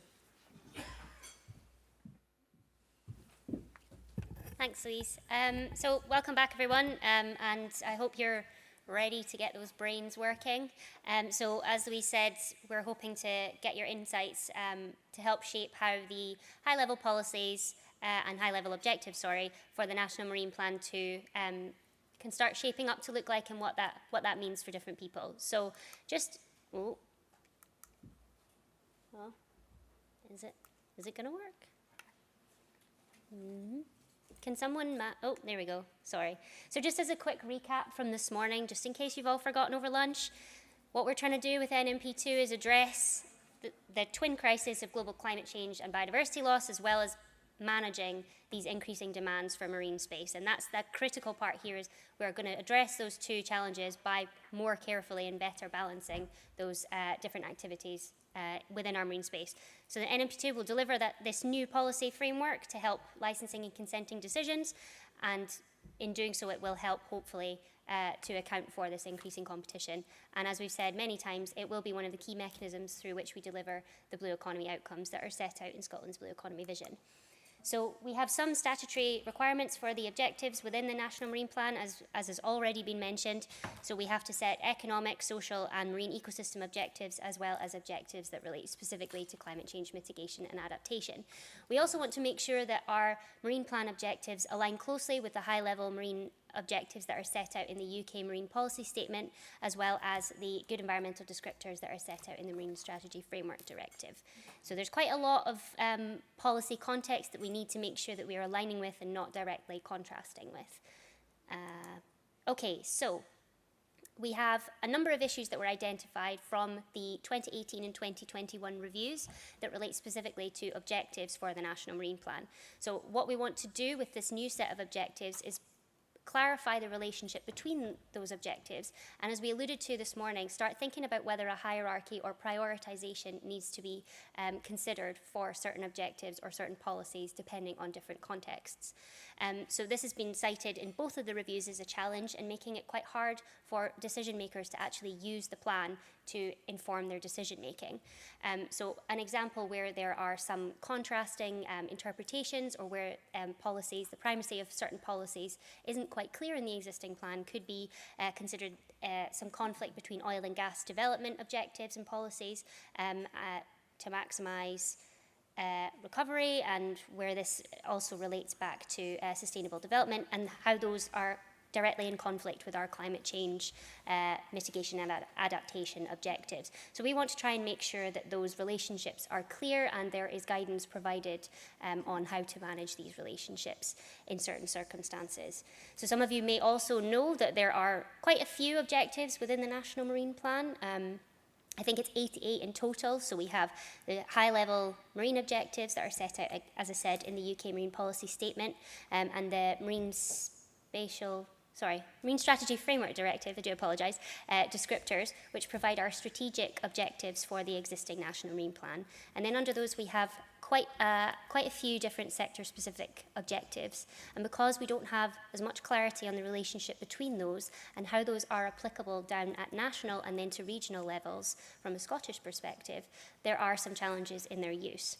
And as has already been alluded to many times, we need these objectives to better reflect the changing policy and changing context with which we live in today. So climate and biodiversity crisis and this increasing demand for marine space and marine resources. And we need to make sure that these policies are adaptable and that our framework can adapt to change in a more agile manner.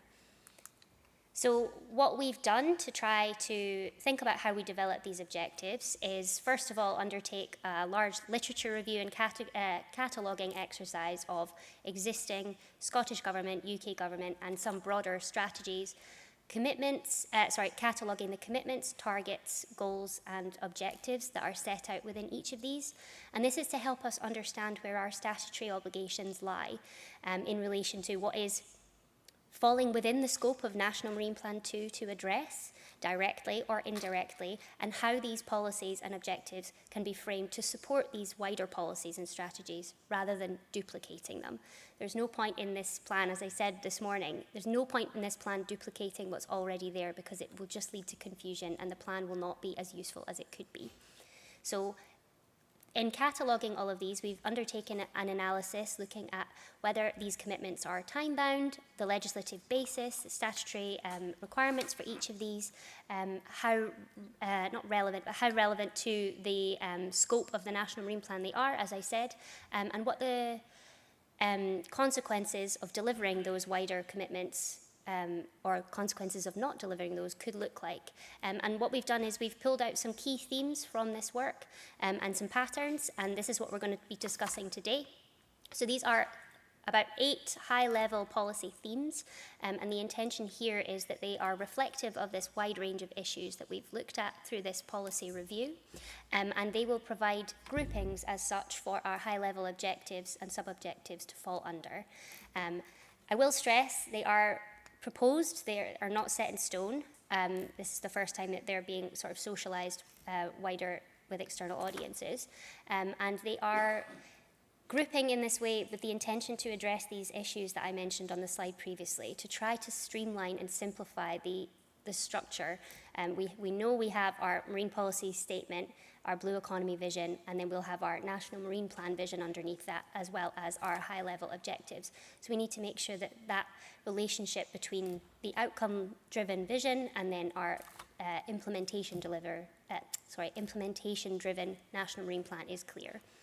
So We're at the stage, as Louise said earlier, of developing the wording for these high-level objectives. We're not quite at a stage yet to socialise the specific draft wording, but what we would like to do today is discuss these high-level policy areas to make sure that we are capturing your interests, your experiences, and your different sectoral priorities within those wording. And it is our intention to come back to external audiences through targeted events to discuss the wording during the summer. So please keep an eye out on the mailing list for any events that we have planned in the coming months. What we've also been doing is, again, alignment here is key. So we've been trying to make sure that these draft policy themes are mapping directly back to supporting delivery of the blue economy outcomes.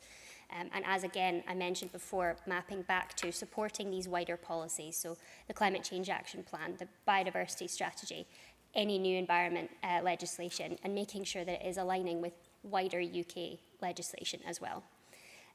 So once we have the findings from, well, your input from today, the intention is for us to go away, process that, and try to reflect that within the wording, the draft wording of the objectives that we have. And then the intention is to test those draft wording with internal Scottish Government colleagues to make sure, as again I said, alignment across all of the policy areas is captured and that we're not missing anything. And then we would reach out to yourselves for targeted external events to discuss the draft wording. So the policy themes that are being proposed are very high level. They are climate change mitigation and adaptation, probably no surprise, ecosystem health protection and enhancement, sustainable marine use and development, island and community development, cultural heritage, social and cultural well-being. And the last one here is implementation. And this is a cross-cutting objective that relates specifically to the implementation of the policies in the plan, as well as the implementation of policies to deliver the specific outcomes of the blue economy. So it's something that is responding directly to some of the feedback that we've received about use of the plan and how difficult it can be in certain decision-making instances. So this is something that we'd be really keen to get your input and insight into, thinking about how the plan actually can be implemented and then subsequently monitored and adapted as required. What I will stress here is that these are very broad overarching policy themes, and it is our intention to capture specific sector-specific policies or objectives underneath each of these themes. This is purely a way for us to frame how we are presenting these objectives within the National Marine Plan. So today, what we're planning to do in this session is provide a space for yourselves to have different discussions across sectors and across levels of experience, and hopefully those of you in the room will all be sitting at the tables that you've been, I don't want to say assigned to, but that you have a number for on your name badge. And then what we would like you to do is have these cross-sector discussions and fill in the templates that have been provided on your table using these discussions in order for us to gather these insights that I mentioned on what these policy themes could contain, what specific objectives or policies or elements, challenges, issues, activities, you name it, what you'd like to see in relation to each of these things. It will also provide you with an opportunity to better understand each other's priorities and lines of thinking, as well as different narratives. And I think that's always a beneficial experience to have. So what we'd like you to do at this point, if the virtual audience are still listening, please could you go to the Teams link that you have been provided with, and my colleagues Danny, Kirsten and Emma will provide you with some instructions as to how the session will take place online. And the live stream will be paused at this point in time. So don't worry, you're not going to be live streamed having your discussions. Please can everyone in the room nominate at your table, once you've introduced yourselves, could you nominate one or two people to be a scribe and to write down some of the key points from your discussions to fill in the template? That would be really helpful. And I just want to make clear that when you're participating in this session, we're hoping that you're consenting to allowing your input to help us direct what these objectives are going to be. If you'd like to attribute yourself to any of the input you provided, please do feel free to add your name or any indication of your sector on the sheets provided, or if at any time later in the day or after the event you'd like to withdraw something or make sure something is adequately reflected, please just get in touch via the email. So we're just going to start off with our next panel. If everyone doesn't mind just taking a seat, please.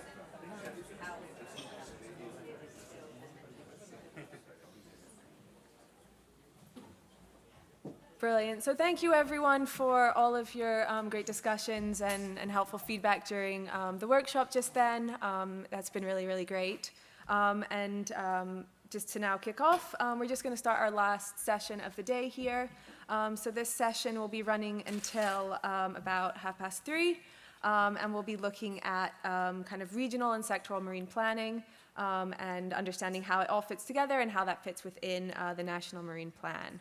So today, joining us on the stage to present and then to answer some questions for you all, we have first here Kirsten Dinwoodie, who I think was on the panel earlier, who is one of our policy officers for National Marine Plan 2. And then we have Fiona Munro.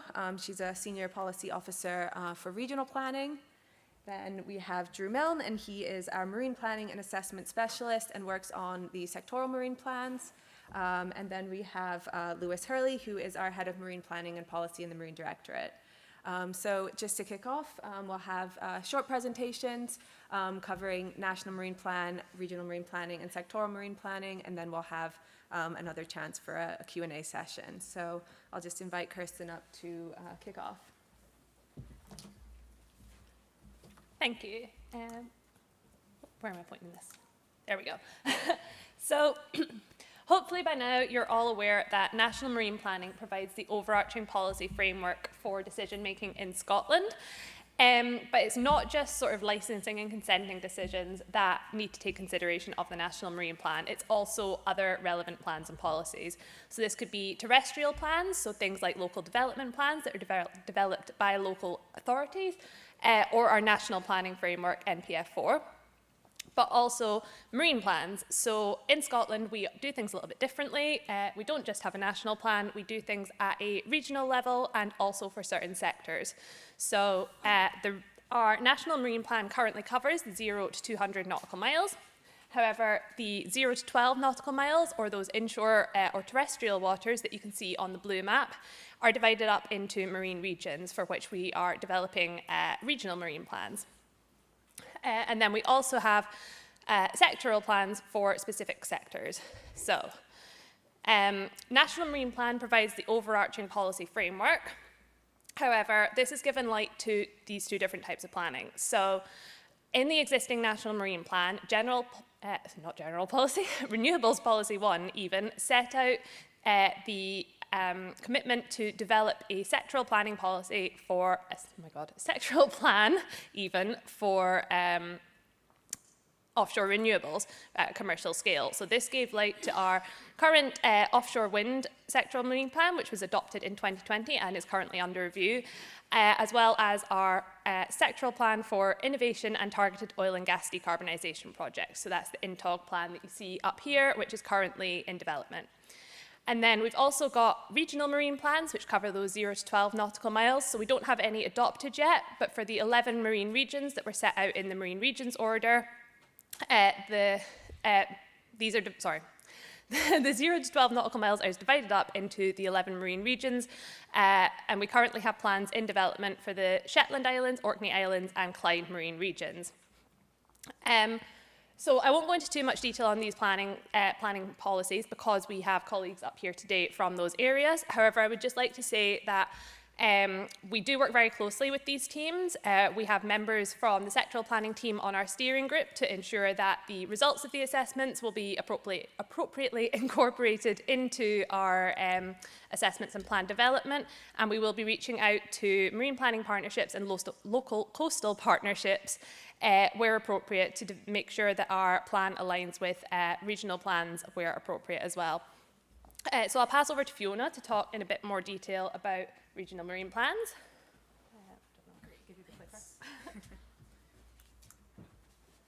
Great, yeah, so I'll just give you a little bit of background on regional marine planning, which I work on with Georgina Reid, who's at the back as well, works with me on regional. So just a bit of background. So it was the Marine Scotland Act in 2010 that enabled and provided the provisions to allow us to develop regional marine plans along with the National Marine Plan as well.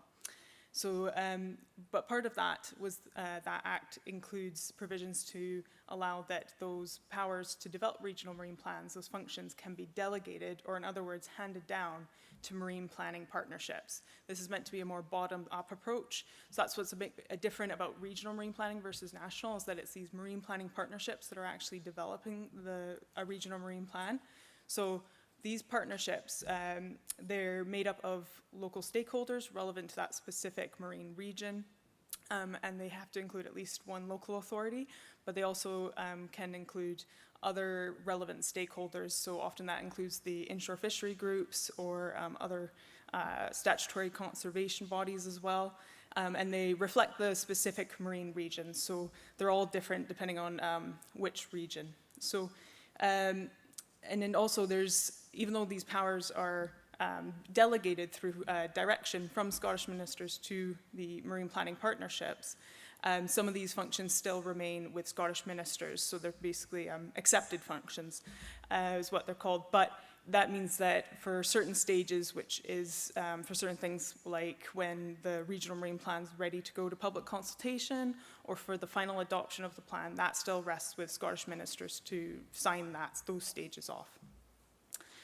We also have local coastal partnerships as well, which we support, and they are doing preparatory work to work towards developing regional marine planning so that they can form into marine planning partnerships to formally start that regional marine planning process.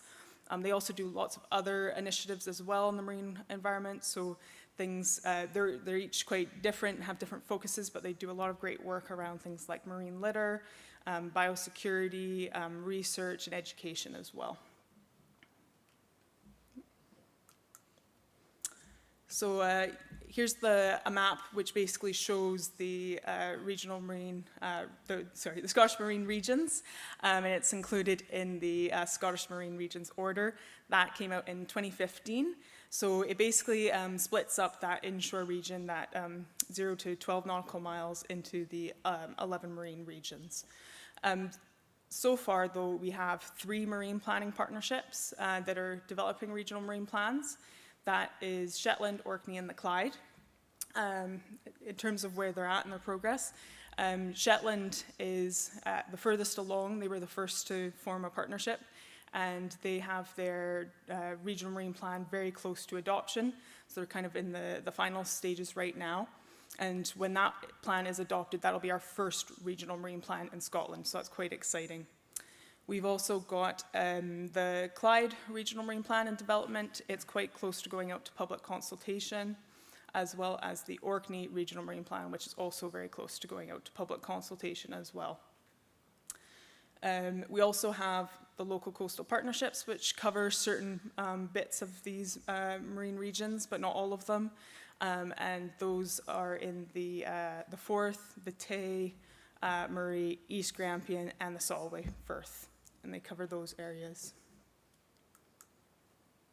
So in terms of how regional marine planning is fitting with the new National Marine Plan, well, regional marine plans, they need to be conform with the National Marine Plan unless there is due considerations that the reasons why it isn't going to align. So, and that's required under the Act, the Marine Scotland Act. So they do need to align with each other. And there's also a commitment in the National Marine Plan 2 Stakeholder Engagement Strategy, so that says that they'll be really engaging with these local coastal partnerships and marine planning partnerships as well, because of this really deep and important knowledge that they have, especially about their marine regions as they develop National Marine Plan 2. So we're working quite closely together as National Marine Plan 2 is being developed. So I'm going to hand over to Drew now.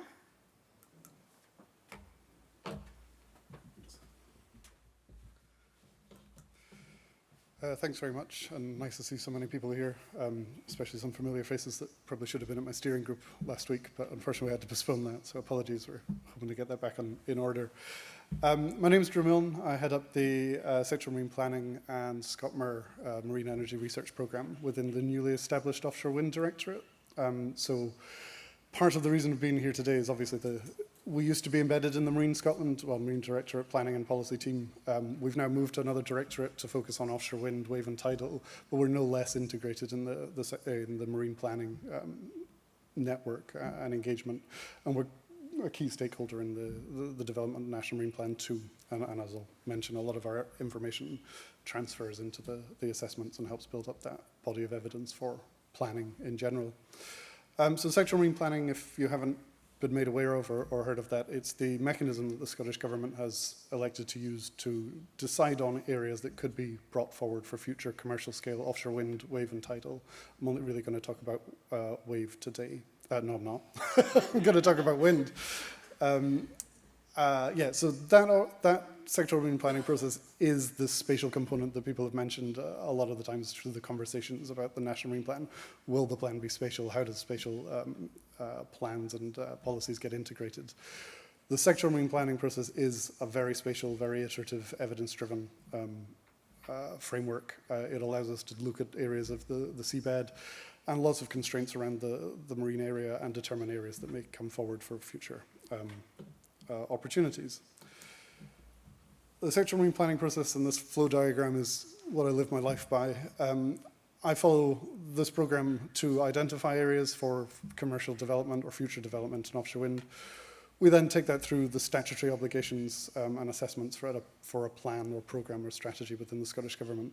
So unlike the national plan or the regional plan, the sectoral planning is not statutory, it's not set out in legislation, but is the policy and the framework that we use to identify these areas. But as a plan, program or strategy, it does include a strategic environmental assessment, habitats regulations appraisal, and a socioeconomic impact assessment.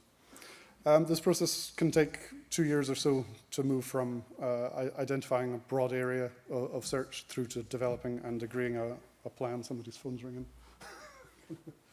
To developing a plan and through to adoption by the Scottish ministers.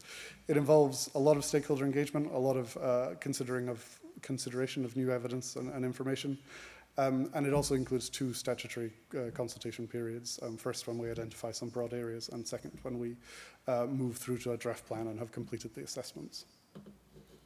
In terms of integration with the sectoral marine plan and the National Marine Plan, a lot of this has been mentioned today already, but just to reiterate, the current National Marine Plan has a policy, specifically Renewables Policy 1 that Kirsten mentioned, that sets out that all commercial scale development of wave and tidal will be identified in places identified by the sectoral marine plan.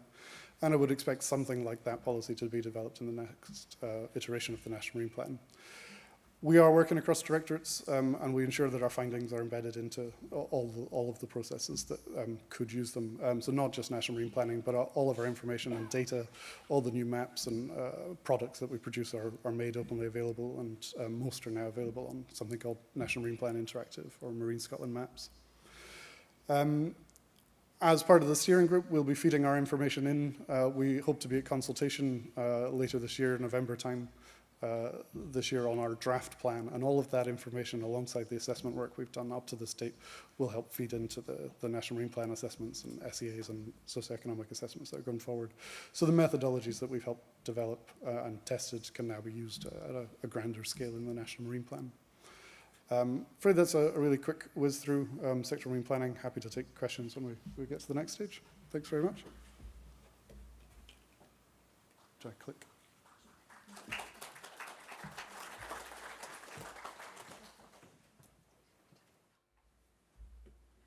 Brilliant. So thank you so much to everyone. And again, as I'm sure you're familiar with now, we'll be taking some questions by Menti. So you can see we have the Menti code up there on the screen. So it's 87589573. So we can give you a minute to get any questions you have onto the Menti. In the previous sessions, we have been absolutely blown away by how many great questions we've received. Unfortunately, we just don't have the time to answer every question, but just so everyone knows, we are taking note of them, and we'll be kind of sending around some feedback and some answers after the session to those questions that we haven't been able to get to today, just with the limited amount of time that we have. I think everyone's still just typing away. And then it looks like we have our first question up here. So the first one is just when can we expect the Environment, Climate Change and Land Reform Committee response to be published? I think that's probably for Fiona. Yeah, I can take that one. Is the mic working? I've got number two mic. Is that okay? Great. So yeah, I didn't mention the Environment, Climate Change and Land Reform Committee inquiry in my short presentation, but there was a parliamentary inquiry that into regional marine planning a few years back, and they had their final report which made quite a large number of recommendations for regional marine planning moving forward, and that was published in December 2020. So since then we've been reflecting and digesting those recommendations and considering those, and a final response to that will be coming out shortly. But there's just been a lot to, because of all the recommendations, and we're wanting to make sure that we really respond to each of them and make our commitments to those. So it's just taking quite a bit of time, but we're almost there in terms of being able to get that response finalized. I don't know, Louise, if you wanted to add anything on. Yeah, I suppose just to say really that as part of the process in terms of that response as well, that we needed to seek the views and engage with ministers. So we've been speaking to the new Cabinet Secretary in this area, who we heard from this morning. So been doing quite a lot of engagement with the Minister as well. So that's been quite influential on in terms of our response and when we can give that, but it is forthcoming really. Great, thank you so much. So it looks like the next one we have is, how does regional marine planning fit or work with sectoral and national marine planning? Yeah, I'll take that one. So basically, as sort of already outlined in the presentation, our national marine plan sets that overarching policy framework, and then regional marine plans basically are able to tailor those considerations or the policies at that national level more to that regional level to really take into consideration the priorities and issues in those specific regions. The national and regional plans, they're statutory marine plans, and that means that any public bodies need to make decisions in alignment with the policies that are within those plans. So things like when making decisions on licensing or consenting decisions or any other authorizations in the marine area. So they basically work together. And as was mentioned, the regional plans are only within the inshore regions, whereas the National Marine Plan reaches out to 200 nautical miles. So there's a bit of a difference there. And then they work alongside sectoral marine planning in that we have our offshore wind sectoral marine plan, which covers, as always mentioned, Drew mentioned, the commercial offshore wind for inshore and offshore wind. And that sectoral plan was developed in alignment with the National Marine Plan, and then when the licenses and consenting decisions come out from the projects that eventually come forward from those plans, then those will need to be made in alignment. Those decisions will need to be made in alignment with the National Marine Plan, but also any adopted regional marine plans. Even though we don't have any regional marine plans yet adopted, once they are, then those decisions will need to be in alignment with those if it's taking place within that specific relevant regional marine area. Great, thank you. Sorry, you want to add something? I was just going to say nothing to add. Brilliant. There we go. Well, the next question is, how does the assumption in the sectoral marine plan assessment of cessation of fishing align with the National Marine Plan coexistence policy? I think I'll pass that one to you, Drew. That is for me. Yeah.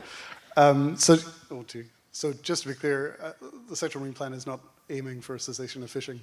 It's a tool we're using to assess the potential worst-case level of impact for or from offshore wind in the marine environment. So as part of our social and economic impact assessments, we have identified, well, previously in the plan, we'd identified plan options. Now we have option agreements. We are taking a very worst-case scenario of all fishing will be stopped within a plan option or an area.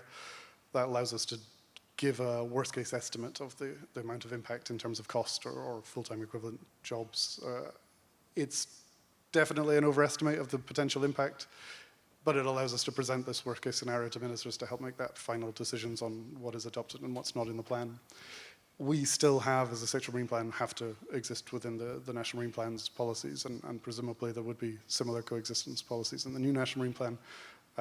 Those come out in the later processes in terms of how decisions are made with regard to the final plans or final consents, in this case for offshore wind. Great, thank you.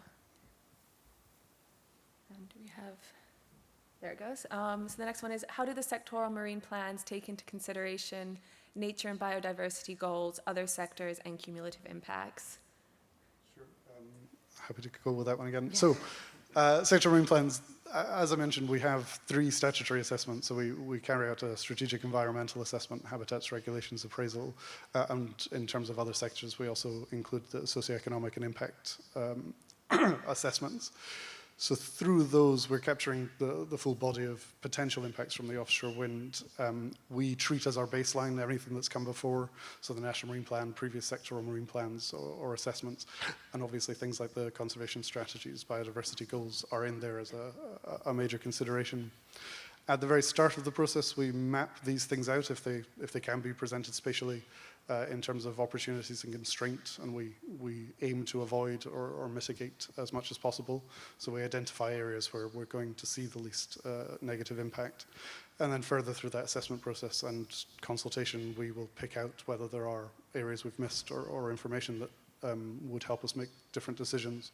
And that all goes into the final adoption of the plan at the end. So looking at the Scotland plan back in 2020, we started with 24 options. That was reduced and reduced until I think we adopted 15, and most of those had modifications made based on some feedback that we either received at the scoping or statutory consultation. Perfect, thanks, Drew. So we have another one. This one is, do the regional marine planning partnerships have more statutory powers to manage the region, i.e. do they have bylaw making powers? For Fiona or Yeah, Louise? Sure, I can go with that. So I guess the simple answer is no, they don't have the bylaw making powers. The powers they do have are for developing a regional marine plan. So their powers are in relation to having those functions to be able to develop that regional marine plan, which then is used as it's a statutory plan, as I mentioned before, in that when decisions are made by public bodies, then they will they need to make sure that they've made those decisions in terms of consenting or licensing, and that those conform with the regional marine plan. So they themselves aren't actually determining bylaws or anything like that. Great, thank you. So I think in the interest of time, do we have time for one more? Yeah, we'll have one more for you, Drew, sorry. It's how much do subsurface oil, gas, and carbon storage technologies and considerations influence your marine spatial planning for wind and other uses? A lot.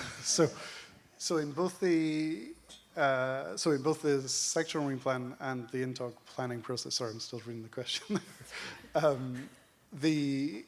Our first step is to map out the existing infrastructure and constraints that might impede development of offshore wind. So things that have existing seabed leases or are already in situation like pipelines, things like that, can be put into the map and become default sort of exclusion areas. However, the parameters for both developing offshore wind at commercial scale for connection to grid and parameters for developing commercial scale offshore wind for connecting to an oil and gas asset are different. So we can modify those parameters to change the map to identify different areas depending on the constraints or the objective of the plan.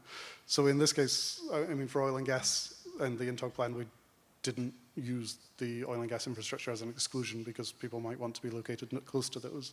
But for the offshore wind sectoral marine plan for offshore wind energy in 2020, we did. Carbon storage is a little bit more difficult, and maybe Louise can pick up from an old post. We have areas that are leased or at least offered option agreements, and we consider those in the plan, but we do treat those as, what's the opposite of exclusive? Complementary. They can overlap, they can coexist. I know that there are difficulties in emerging now in terms of monitoring and how offshore wind and carbon capture storage might overlap, but that often depends on the type of the seabed, the nature of the sediment, and the type of storage facilities. So at the moment, we're treating those as coexisting potential, and right now we've got a small overlap in 2 of the Scotland sites, and potential, I guess, for more in the INTOG round, but we haven't seen the full details yet. Do you want to add anything on that from? Probably a broader reflection of it is just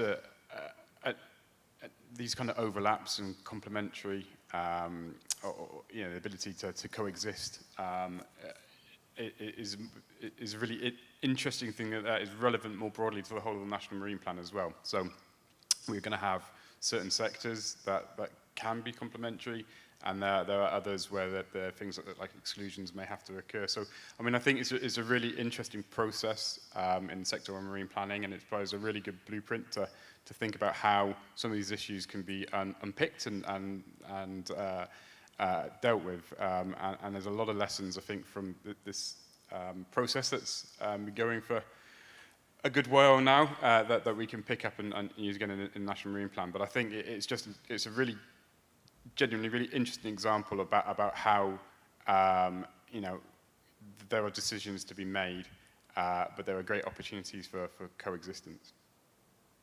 That's great. Thank you so much. A huge thanks to our panelists, and thanks to all of you for all of your questions.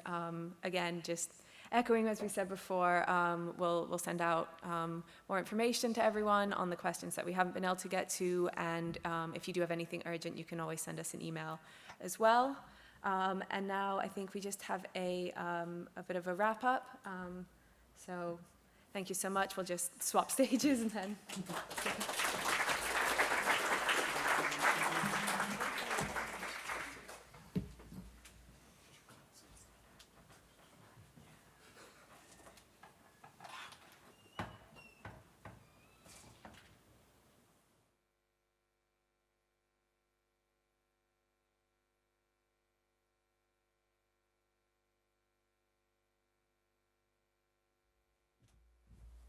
Hello. Hi, yeah, so we're just wrapping up. So thank you all very much for attending today. We really appreciate your time, your input, your comments, your feedback. So just to wrap up, we're just going to do a very quick evaluation. I think Olga expressed a lot that me and Olga and the team are always looking at how we can make our engagement really inclusive, accessible, and just what really suits your needs, really. So please be honest with us. We won't be offended, don't worry. So on your tables, you will have post-it notes, pens, and we're just going to spend a bit of time, 10, 15 minutes just now. On this board over here, this is what did you enjoy today? Hopefully something. Back over there, the one in the corner just on my right, is what could have been improved. And again, please just be honest. We are hoping to have more events, so we would like to know what needed to be different. And then the easel just in that corner just there, that is on any ideas for us on how we can engage with the broader public. If you are watching online, if you just go to Menti and put in this code here, 67119063, and you can put your feedback through that way, there is 2 questions that you can answer for us. So, yeah. Thank you again, and please just, spend a bit of time just being honest with us. Thank you. If you're up for giving us feedback, we'll give you 10 minutes and then we'll officially close the session, if that's okay. So just 10 minutes if you want to stick some post-it notes on the board, and then we'll officially close.